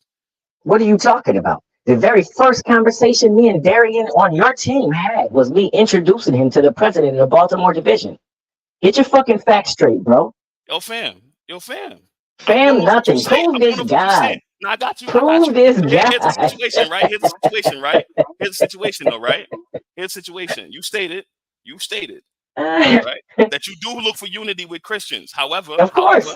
Here's the thing. I told you. Yo, fam, hold on a second. I actually know you well. Don't make me expose you to the ones that don't know you. I know you really well, fam. But you do, which makes this question even crazier. Hear me out real quick. That means that I'm aware of certain things, right? Much like your disdain and absolute hate for Abrahamic faiths. Am I not aware of this? Disdain? Yes, you said it. I don't, fam, we have it on video, my guy. Do you or do you not possess? I got the screenshots. I can post it on here right now. DMG, pause this time. DMG, pause the time. Please. Please pause the time. Because I want him to have back it up to like 50. 150. Nah, so I don't need no extra time. I don't need extra time. Because I want to answer your question. I want to answer the question. Answer the question. It's not going to be a yes or no. I'm going to tell you like this, right? I do believe that the Abrahamic faiths are actually a detriment to Black people, not only historically, but currently right now. That does not take away from me saying that Black people need to unify to do better for ourselves. And whatever you believe, you can go ahead on and believe it. Just don't tell the pan man that you got fucking evidence when you don't. You can start his time back. I did my presentation, fam. You can start his time back. You can go rewind it back. You can go rewind it back and watch for yourself. I'm not going to do a presentation over. This is a question section, right? So my next question to you is simple, right? Where did the original code in the first living organisms come from? Just like you said earlier, nobody knows that. Okay, but based on what we understand, does DNA not need to be present and encoded for any organism of any kind to be able to survive? Yes or no? Say that again. Does DNA not need to be encoded in any organism in order for it to adapt and survive? Yes or no? Yeah. It does. It does. Can any living organism adapt without the code inside of it genetically? Yes or no? No. It cannot. It can't. So if we can argue, let me not even argue that. How does a computer operate? What kind of code do computers use? Just pick one. I don't care. Any of them. If you know. Binary. Right? So computers communicate and operate based on ones and zeros. It has to be put there by a programmer, does it not? Yeah, exactly. It does. It has to be put there. I don't need no more time. I'm good. I appreciate you answering my question. Please take this last 40 seconds to prove this guy, the Christian guy. I did my presentation. You rewind it and watch it for yourself. Where? I'm not doing this. Oh my goodness. He about to stop his All right, oh my goodness. How much time I got, dude? The time, I made it 5 minutes. It's supposed to be 10. Okay, the time is now going to turn over to you. That was the Annihilators question round. I gave y'all some headway with the back and forth. I'm gonna do the same. Shout out to my man Domo in the building. I gotta holler at Domo about what he thought about Biden performance in the debate. Maybe we can have another the politics of Black people with him and Leandre. Let me know if we can do that, Domo. But I'm gonna give y'all the same leeway this time around, Pan. So I hope we can keep the same energy with regards to the back and forth. That being said, it's 10 minutes. Yes. Your favorite. He's still around, Domo. He's still around. He was gone for a little while, but he just made a return. So you actually just in time. He just came back last week. So we're going to get that together. But your favorite atheist, the animated assassin, Pan Demus, is now going to question the Annihilator. And time will start when you start. Excellent. Now, you did say rewind. I would like to know at which point you deciphered the Christian God from the other deities that I presented. I don't know. What point do you think that you made in the presentation that you think where you showed that the higher power was the Christian God? I don't know. So you don't remember anybody in the chat? If you saw in this presentation him prove that there is a higher power and that it's the Christian God, put number 1 in the chat. Because what ended up happening was a lot of times in the especially in the chat, I saw people confused because of my presentation. People didn't understand that the arrogance and the hubris of this Christian thinking that he would just be able to come prove the higher power, specifically the Christian God, was why he took the debate without asking me to present any other position, as a matter of fact. So he never, at one point ever, asked me for an opposition position. So his whole plan was he knew he was going to be able to prove it. So this whole time that you saw him speaking, excuse me, bro, I'm talking, bro. Well, you seem to not know things, so we're going to let you rock. Questions at? So, I'm trying to. Well, my question was, did you have something that you wanted to add about proving the higher power? I got it, DMG. Let me pause the time. Hey, J.Faqz, it's his 10 minutes. It sure Let is. him do what he want to do with it. I'm sorry, is this not the Q&A? Am I mistaken? Now, I am suggesting that you ask questions because that is the purpose. Right. But it's just want him to answer. If he gonna keep saying, I don't know, I don't need to waste time with him. Time will start when y'all start back up. Check. One more time. Is it okay to lie to promote the Christian God? It is never okay to lie to promote the Christian God. Never. So is there instances in the Bible where I can show that people have lied and were not only blessed for it, but rewarded later? People lying just to lie and people lying to promote the Christian God are two completely different things. I don't know how you. I know, that's why I asked you about lying to promote Christianity. No, I know it's a difference. And I answered that question. You said, is it ever okay to lie about promoting the Christian God? That was the question. The answer is no. No, the next question was, is there verses that I can show where that is the case? You can show me Bible verses where people in the scriptures are lying to promote God. Yes. Okay. DMG. Matter of fact, let's just do it. Ain't no need to wait. So everybody in the chat, I did share the syllabus. I'm not going to share it again, but if you can see my screen, I'm going to share my screen. And you can see a whole bunch of different verses there. You see God's lie in Genesis 2, verse 17. You see Genesis 3, verse 22. Moving forward into the New Testament.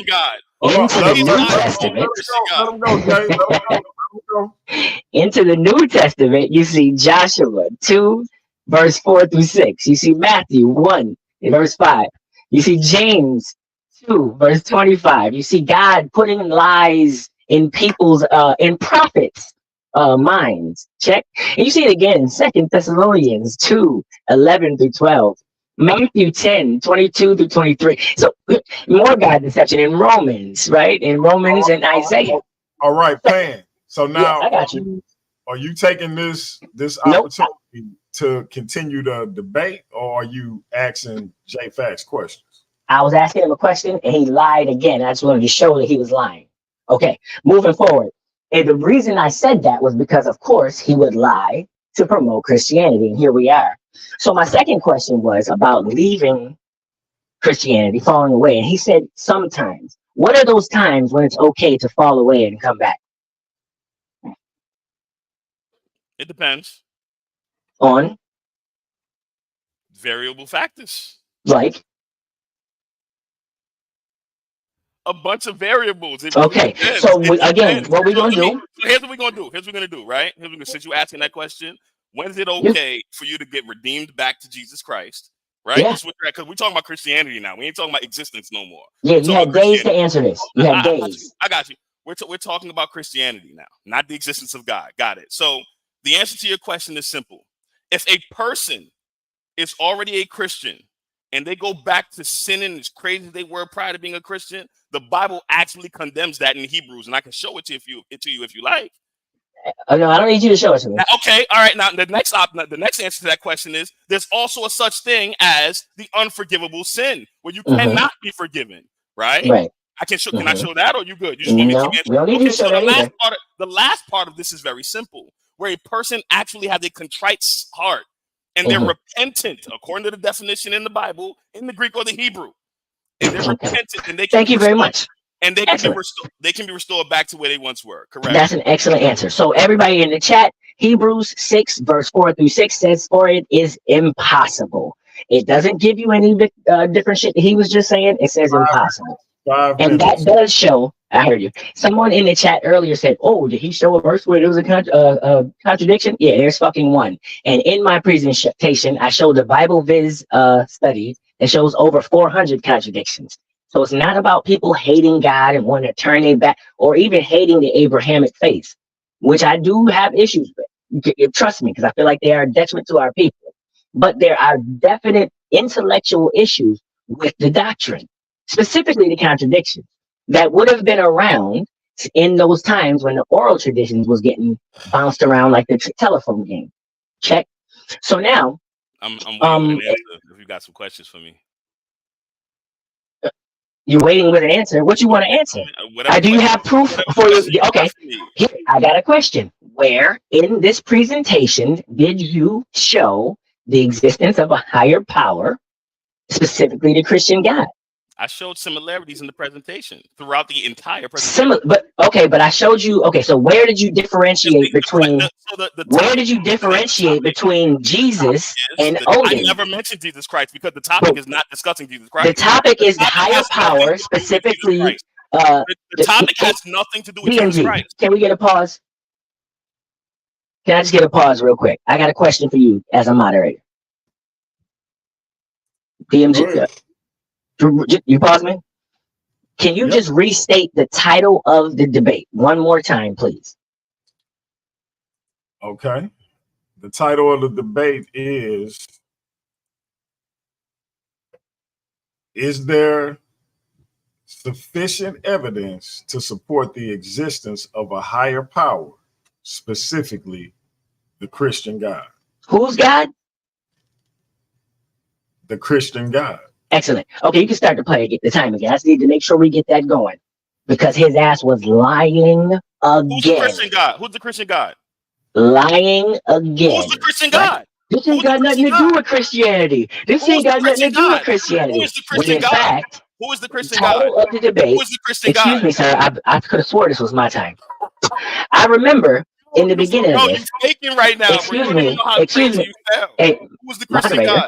Who's the Christian God? Moderator. So in the beginning of this, he had a choice of 12 topics that was given to him. He chose this one specifically. God's name is Jehovah. Oh my goodness! What is happening right now? Christian God, man. What is happening?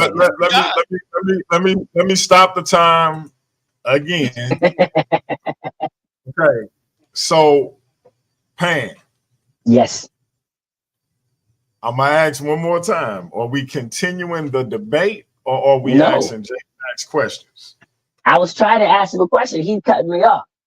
So from this point on, we at the 2:52 mark. Let's ask questions to J.Faqz. Let him answer, and keep it moving. Time starts.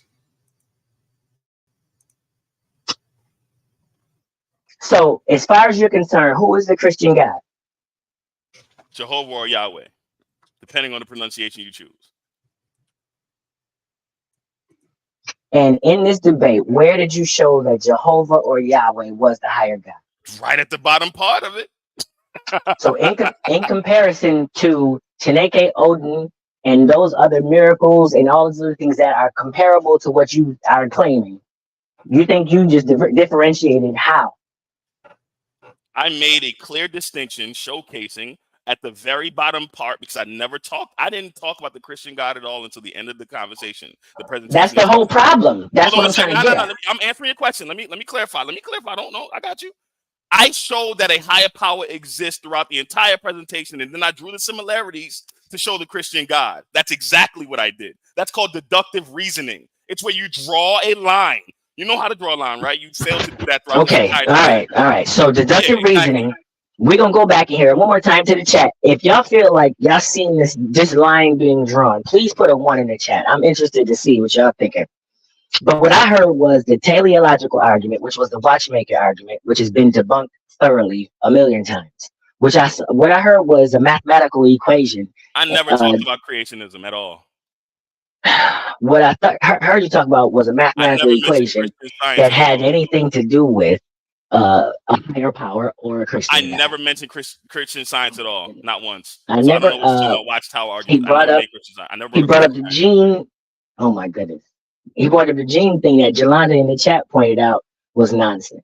I didn't see. She don't know what the fuck she talking about. Oh my God. You really don't either. This is basic biology. Listen, you're the perfect representative of Christianity. You're the perfect representative. Biology. You're right. I am the perfect. Let me tell you why. You're right, because what you're doing is proving exactly why people don't fuck with Christianity. Because look at you. They listen at you right now. Even right now with my time going, and I know when I'm getting ready to ask you another question, you're trying to overtalk. Ask the question. It's a deceptive tactic that you're trying to do right now, just so I can't ask you another question. So ask the question. I didn't need to ask you other questions anyway. So you wanted to talk to me. I missed you too. We having a great conversation. How's your Saturday going? Since you didn't prove any of this, we're not gonna go ahead on and send this video. Everybody doing well, fam? Oh my God, DMG. You know what, DMG? I'm gonna let y'all have this. I'm gonna let you have this, DMG. Since we're not gonna get nowhere with cussing. Go ahead. Definitely argumentative, Lone Wolf, for sure. It's cool. Nah, go ahead. You can stop it. I know it's all right, bro. You go ahead and stop it, man. Ain't no need to let it ride out. Because he purposely gonna try to overtalk me. It's cool. Y'all both doing the same thing. I don't understand what the. I don't hear no questions being asked. I hear a back and forth. Yes, that's exactly what it was. So I'm confused. I don't understand about what. Where was the questions? I asked a few times if we was going to continue the debate or if it was going to be more questions asked, but yeah. All right. So now we at the rebuttal portion of the debate. I'm gonna set the time at 5 minutes. I give the floor to King Fan Demus. He can start if he needs to, unless he want me to start first. Don't matter. J.Faqz, it's on you. You got 5 minutes to rebut what you heard in this contest. Anything from the 2 rounds to the Q&A, you can rebut it in these 5 minutes. The time will start when you start. But before you start, I want to say this. This was a very good contest. Obviously, I expected it to be contentious. I gave a lot of leeway. I interjected, but no matter how many times I interjected, the energy remained the same. So for the judges, I want to say this. I'm imploring you, do not take off from Pan nor J.Faqz for any of the hypeness that ensued, because as I said at the beginning, this was probably the fiercest rivalry going into the tournament, probably the most contentious contest going into the tournament. These brothers have probably been teaming and chomping at the bits to get at each other for months now, at the very least weeks. So don't take away from these brothers because of the aggression that they displayed, nor for my lack of intercepting after a while, because it just got to the point where it was like, all right, this how it's gonna be. Let them rock. And so please don't hold that against them. That's just the energy that they have as it relates to each other.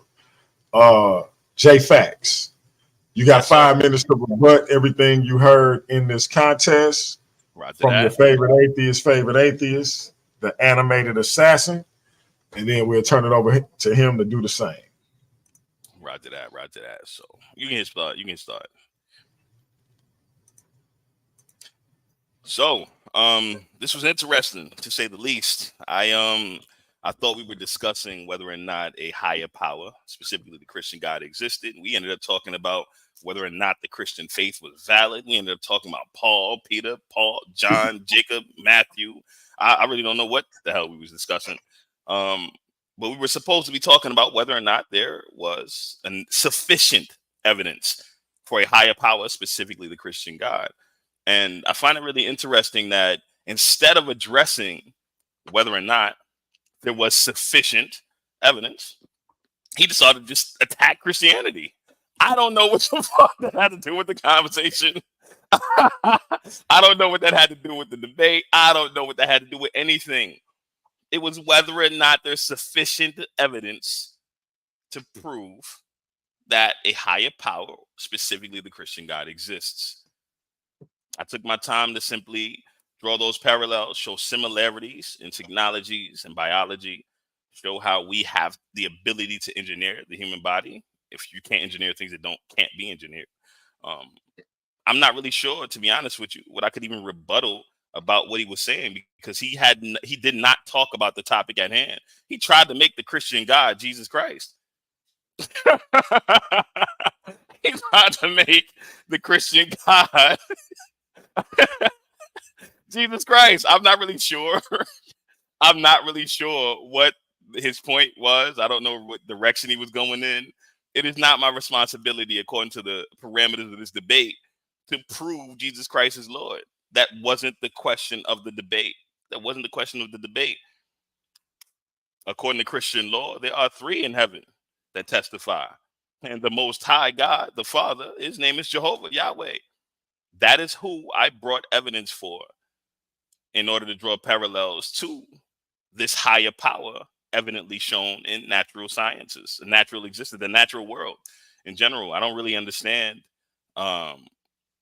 what he was aiming at. I don't know why he decided to talk about behavior, my behavior particularly. I don't know why he decided to talk about sin and all kinds of other stuff. I have no clue what any of this has to do with the topic. I don't know how anything that he was discussing disproves God. Like I stated at the very beginning of the presentation, he could not objectively disprove God, no more than I could objectively prove God. All I can do is allow the judges to intersubjectively look at the data and determine if I presented it correctly, right? That's the point of a debate.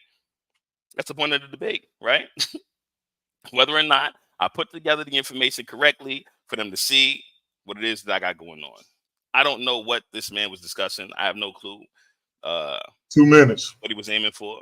I'm not really sure what he was hoping to achieve, just flat out attacking Christianity.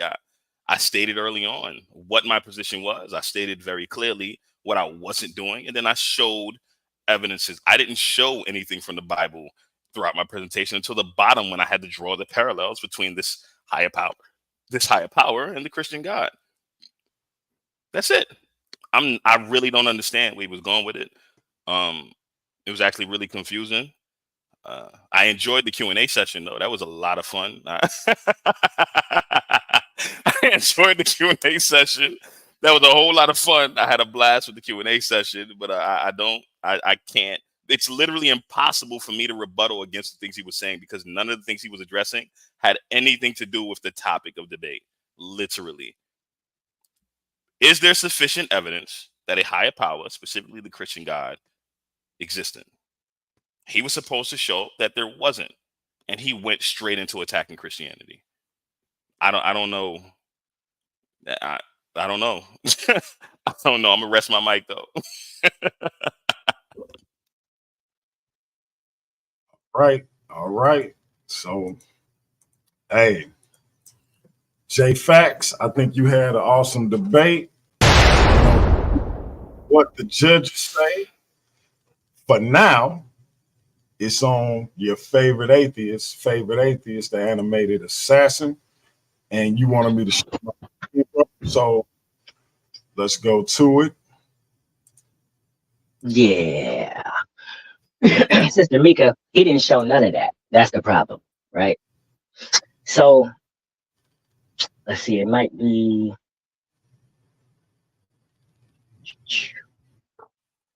back. Let's see, we're gonna go back. Yeah, like 10 slides. Like it says, I think it's 35 if it's numbered on your side. Yeah, Right. This is so he's wondering. You said 35. Go back like right? 10. Yeah, go back like 10 slides to the beginning of this series right here. Where it's got the 6 different in a box. Yeah, just keep going. So the brothers was wondering why I'm showing all this. The reality of it is he just lied again. I didn't go in attacking anybody. What I did was show other comparable religious systems around the world who do not believe that the Christian God is the highest power. Okay, I gave you 6 and I spoke about 2 others, right? So starting from right there, you got a group of people who, yes. The right slide? Yeah. But actually, just go on to the next one. I'm going to run through these while I'm talking. Okay. So, again, I did not attack Christianity. What I did was attack apologetic arguments, right? So pay attention and focus. I know you had an idea where you was going to come out here and attack all these atheist ideas. You want to act like I'm following some sort of white man's whatever. Nah, bruh. Prove that the Christian God that you believe in is the highest power. I showed you Chineke. It's a whole system of people who do not believe that your Christian God, whichever one you want to say is your Christian God, because I heard you being vague when we was getting into the topic discussion. I knew you was going to try and pull that deceptive move. That's why I purposely didn't attack Christianity. What I did was show traditional African systems that are comparable with scriptures, divine revelations, prophecies, and miracles. Tell me why that's not the highest power. How do I know the difference? Go to the next one, please, and skip 2. Right? How do I know the difference between the thing that you're talking about and Ahura Mazda? They say that they have the highest power, not the Christian God that you're talking about. Ahura Mazda has divine revelation, prophecy, scripture, and miracles that are comparable to the things that you're talking about. You did nothing to separate what you believe from what they're talking about. You did not show that the Christian God is the highest power, whatever you want to call it. Next. And for everybody that's confused, the reason I did this the way I did it was because he never asked me for another point. Remember, it's his hubris. He thought he was going to come out here and just give y'all a sermon and y'all was gonna be like, yeah, I believe something, so I'm going to believe him. Nah, tell me why the Krishna lifting Govardhan Hill is not more convincing than Jesus being resurrected. People said they saw it. There's eyewitnesses. There's scriptures. There's history of it. And people are over there right now dying over Lord Ram's birth. Right now. So as far as martyrs is concerned, and then I showed that map specifically to say it's entire cultures that was decimated, completely wiped off the map. You would never know what they believe. Okay. And it is because of the influx of these new religions. Move to the next one. I'm not talking about Jesus. Again, it's knuckleheads in the chat. Jesus. He said the Christian God is the highest God. I'm showing you comparable evidence for other gods that claim to be the highest God. And I need you to show me why yours is higher than them. I can show you in the Guild Forgetting that Odin says he's the highest power. You know what I'm saying? So I never said Jesus was God. What I said was in his own words. He definitely said he wasn't. Right? But you didn't say anything in response to these people, these non-attacks on Christianity. None of this is attacks on Christianity. All of this is showing different religions that definitely do not believe that the Christian God is the highest God. And you showed nothing this entire discussion to say that Jehovah, Yahweh, or whatever you want to call him, is the highest God in comparison to Odin, Ahura Mazda, Chineke. You did nothing. You did nothing to say anything about any of that. How much time we got? So again, to get in, okay, just real quick to get into that nonsense argument, he was talking about following a white man's theology or ideology. Atheist means I don't believe what you're saying. The word atheist, yes, was created in a certain Man, time period. I paused your time. You still want to show your screen? Oh no, you can pull that down. Thank you for that. Atheism, the term atheism, yes, was created in a certain time frame, and the term went along with it. It spread around, yes. But just like the letter J was not in existence at one time, today you're talking about Jesus, right? So that's the most ridiculous fucking argument I ever heard in my life, because someone who is irreligious does not have a religion, just like an atheist does not have religion. It's the same fucking thing. Like to try and play that little word game is ridiculous. And to disrespect black nationalism, I mean, Malcolm already told you can be atheist and be black nationalism. He's one of Gary's best students. How crazy are y'all? And I'm definitely going to get back to that in a later presentation. And I'll rest on 10 seconds. Count him out. Knockout.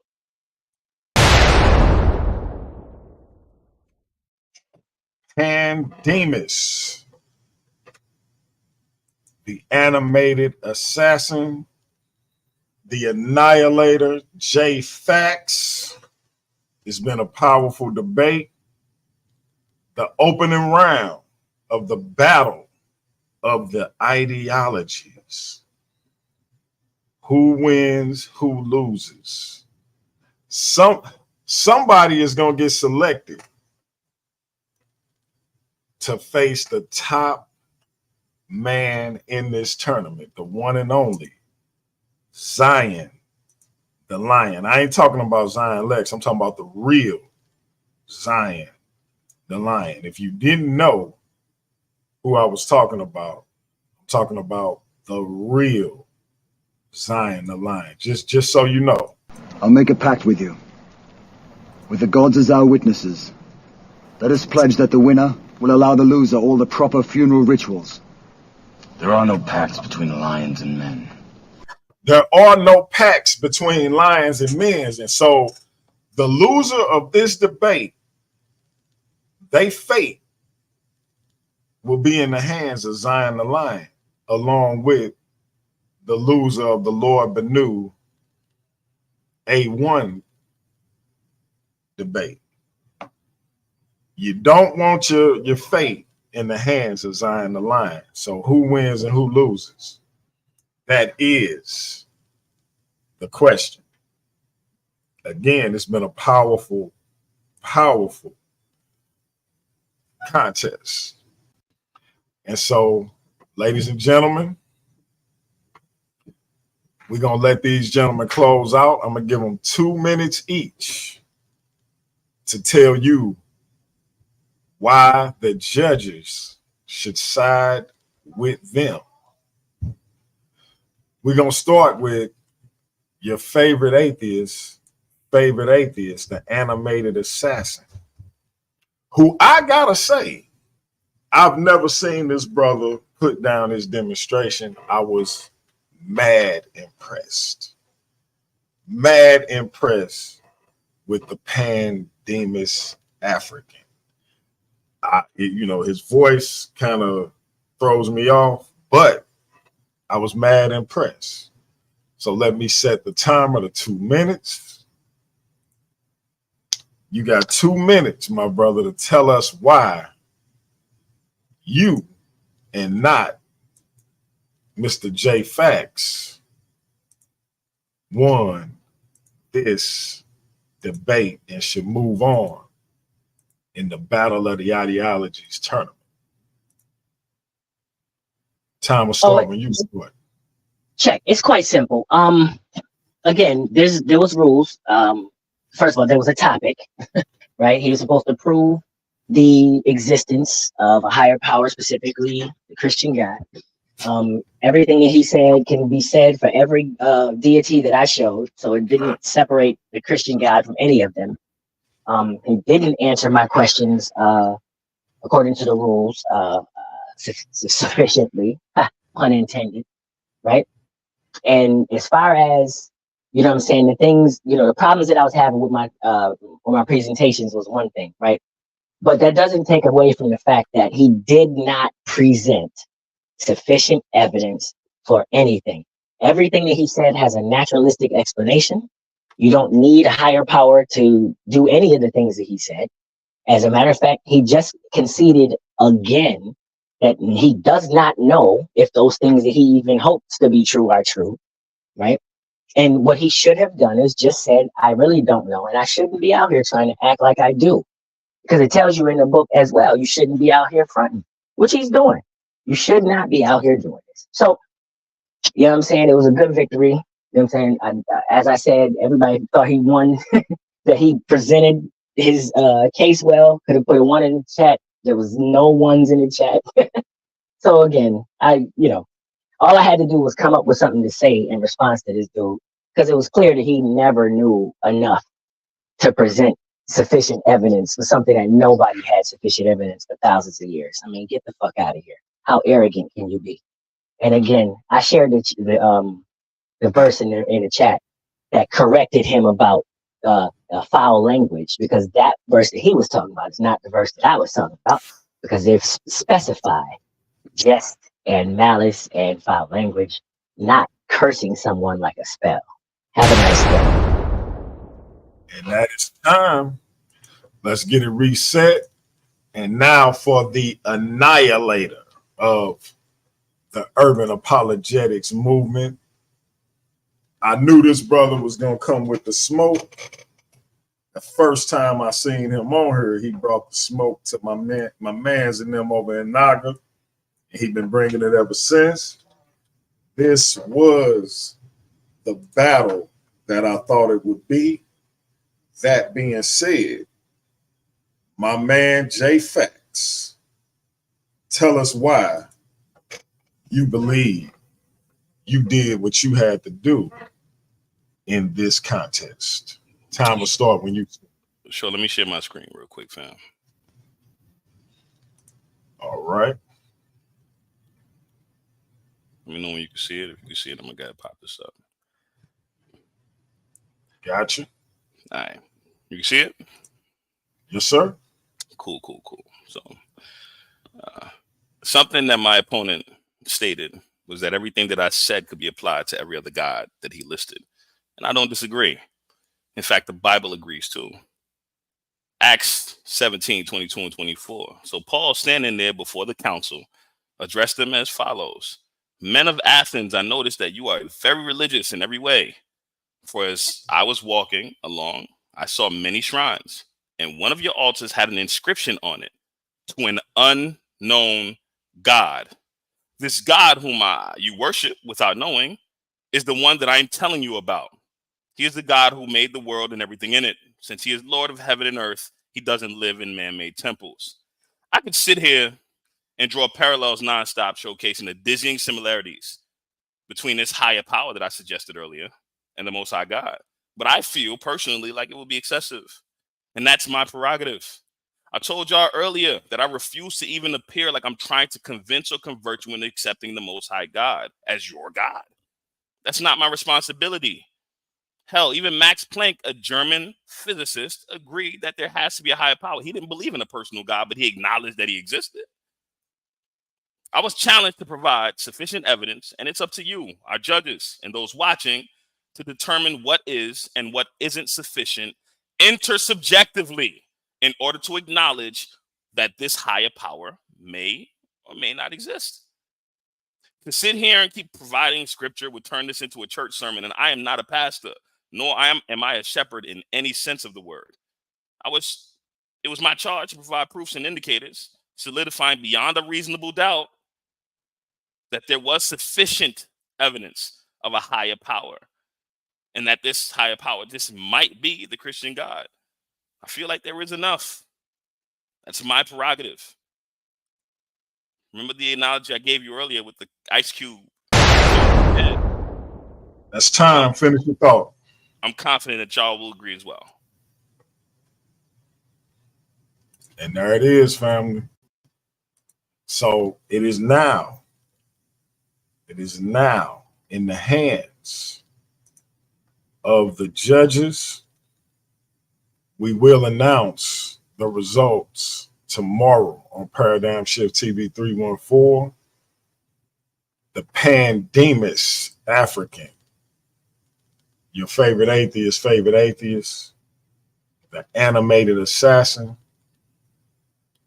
the annihilator of urban apologetics, J.Faqz. I believe this was probably one of the best debates we've had on this channel ever. And so both of these brothers absolutely killed it, in my opinion. I'm very curious to see who the judges are going to go with. I'm very curious to see who the audience is going to go with. Now, the audience opinion is more or less just an opinion. It is up to the judges to decide who moves on in the debate. But I am curious to see who the audience thinks took this one. It's very, very interesting. So again, I think both of these brothers did excellent. Jamel, any last words before you get out of here? Nah, yo, I ain't got nothing, King. I appreciate the time. Shout out to the entire Paradigm Shift 314 family. I appreciate y'all for having me. This was fun. Shout out to Pan. Yo, shout out to you too, Pan. Honestly, I ain't got no animosity, King. This is how Brooklyn niggas is. I'm sure you understand. You feel me? Shout out to everybody, though. I appreciate you having me. Thank you so much for the opportunity. You have a good night. No doubt, no doubt. That is the annihilator of urban apologetics, ladies and gentlemen, J.Faqz. Y'all come and check him out over here. He's going to be bringing a lot more content to the platform. We got your favorite atheist, the animated assassin, Demus. Do you have any last words before you get out of here? Salute to my opponent. It was a good battle. Salute DMG in the building, Craig's, everybody for watching. I appreciate all y'all. If you did not hit the like, it's a lot of y'all in here hit the like. You know what I mean? You heard. And despite all the back and forth, you know what I'm saying? Even though, you know what I'm saying, you may hear some animosity. This is about the information, people. So make sure you get some, rewind. And like I said, I shared some extra reading in the chat. So just go back and follow that link. You feel me? Paradigm shift. All right, family. So look, the post show is tomorrow. We're going to hit that thing about 6:15. Well, you know what? Let me get that right. 7:15 Eastern time. You know, my man Ratchet been thumping me upside the head. You got to say Eastern time. You know, y'all know how Ratchet sound. Damn, Jay, you got to say Eastern time. I know that was a bad Ratchet, but I can't really do it. That man got the most unique voice on YouTube. But he been telling me we're going to start saying Eastern time just to keep everything universal. So 7:15 Eastern time tomorrow, we will have the results. We are going to go, I'm going to open up the panel. We're going to get everybody's opinion on what went down today. This is the opening round of the Paradigm Shift TV whole effing show, Battle of the Ideologies Tournament Round 1. My man, the annihilator of urban apologetics, J.Faqz, your favorite atheist, the animated assassin, Demus. This has been Paradigm Shift TV 314, family. Y'all know what it is. It's your brother, the infamous DMG, the poet, a.k.a. Brother Pianki. And y'all know what it is, man. We're going to keep bringing it to you. Y'all come on black. And we're going to leave you with Neo Love. As always, humbly, we endure. That being said, y'all come back and get the results. And it's going to be a tough call. I do not envy the judges. But we'll be black at it again. We're going to get it even more refined. It's going to run even more smoothly. Shout out to the brothers. We out of here, family. That is peace. Neo Love. We out. Yeah. I know I got about 30 seconds to make y'all feel this before y'all turn it off these days. That I might not even release this. But I be doing this shit for me, help me get through. I feel like I give until I can't, but most don't recognize it till I ain't. Blood on them covers, she hoping paint. Sorry mama, but it ain't. This world took a toll on me, and everyone that say they love me always seem to follow me. The same one that call me great, treat me like I ain't shit. I read between the lines, it's written all over your eyes. I see the disappointment in the eyes of the ones who want me dead, but I ain't never been scared, I tried to get there. Sometimes I wonder if I survived or did I die on that ride to that hospital. Demons all around me, I am not mental. This game of life, it is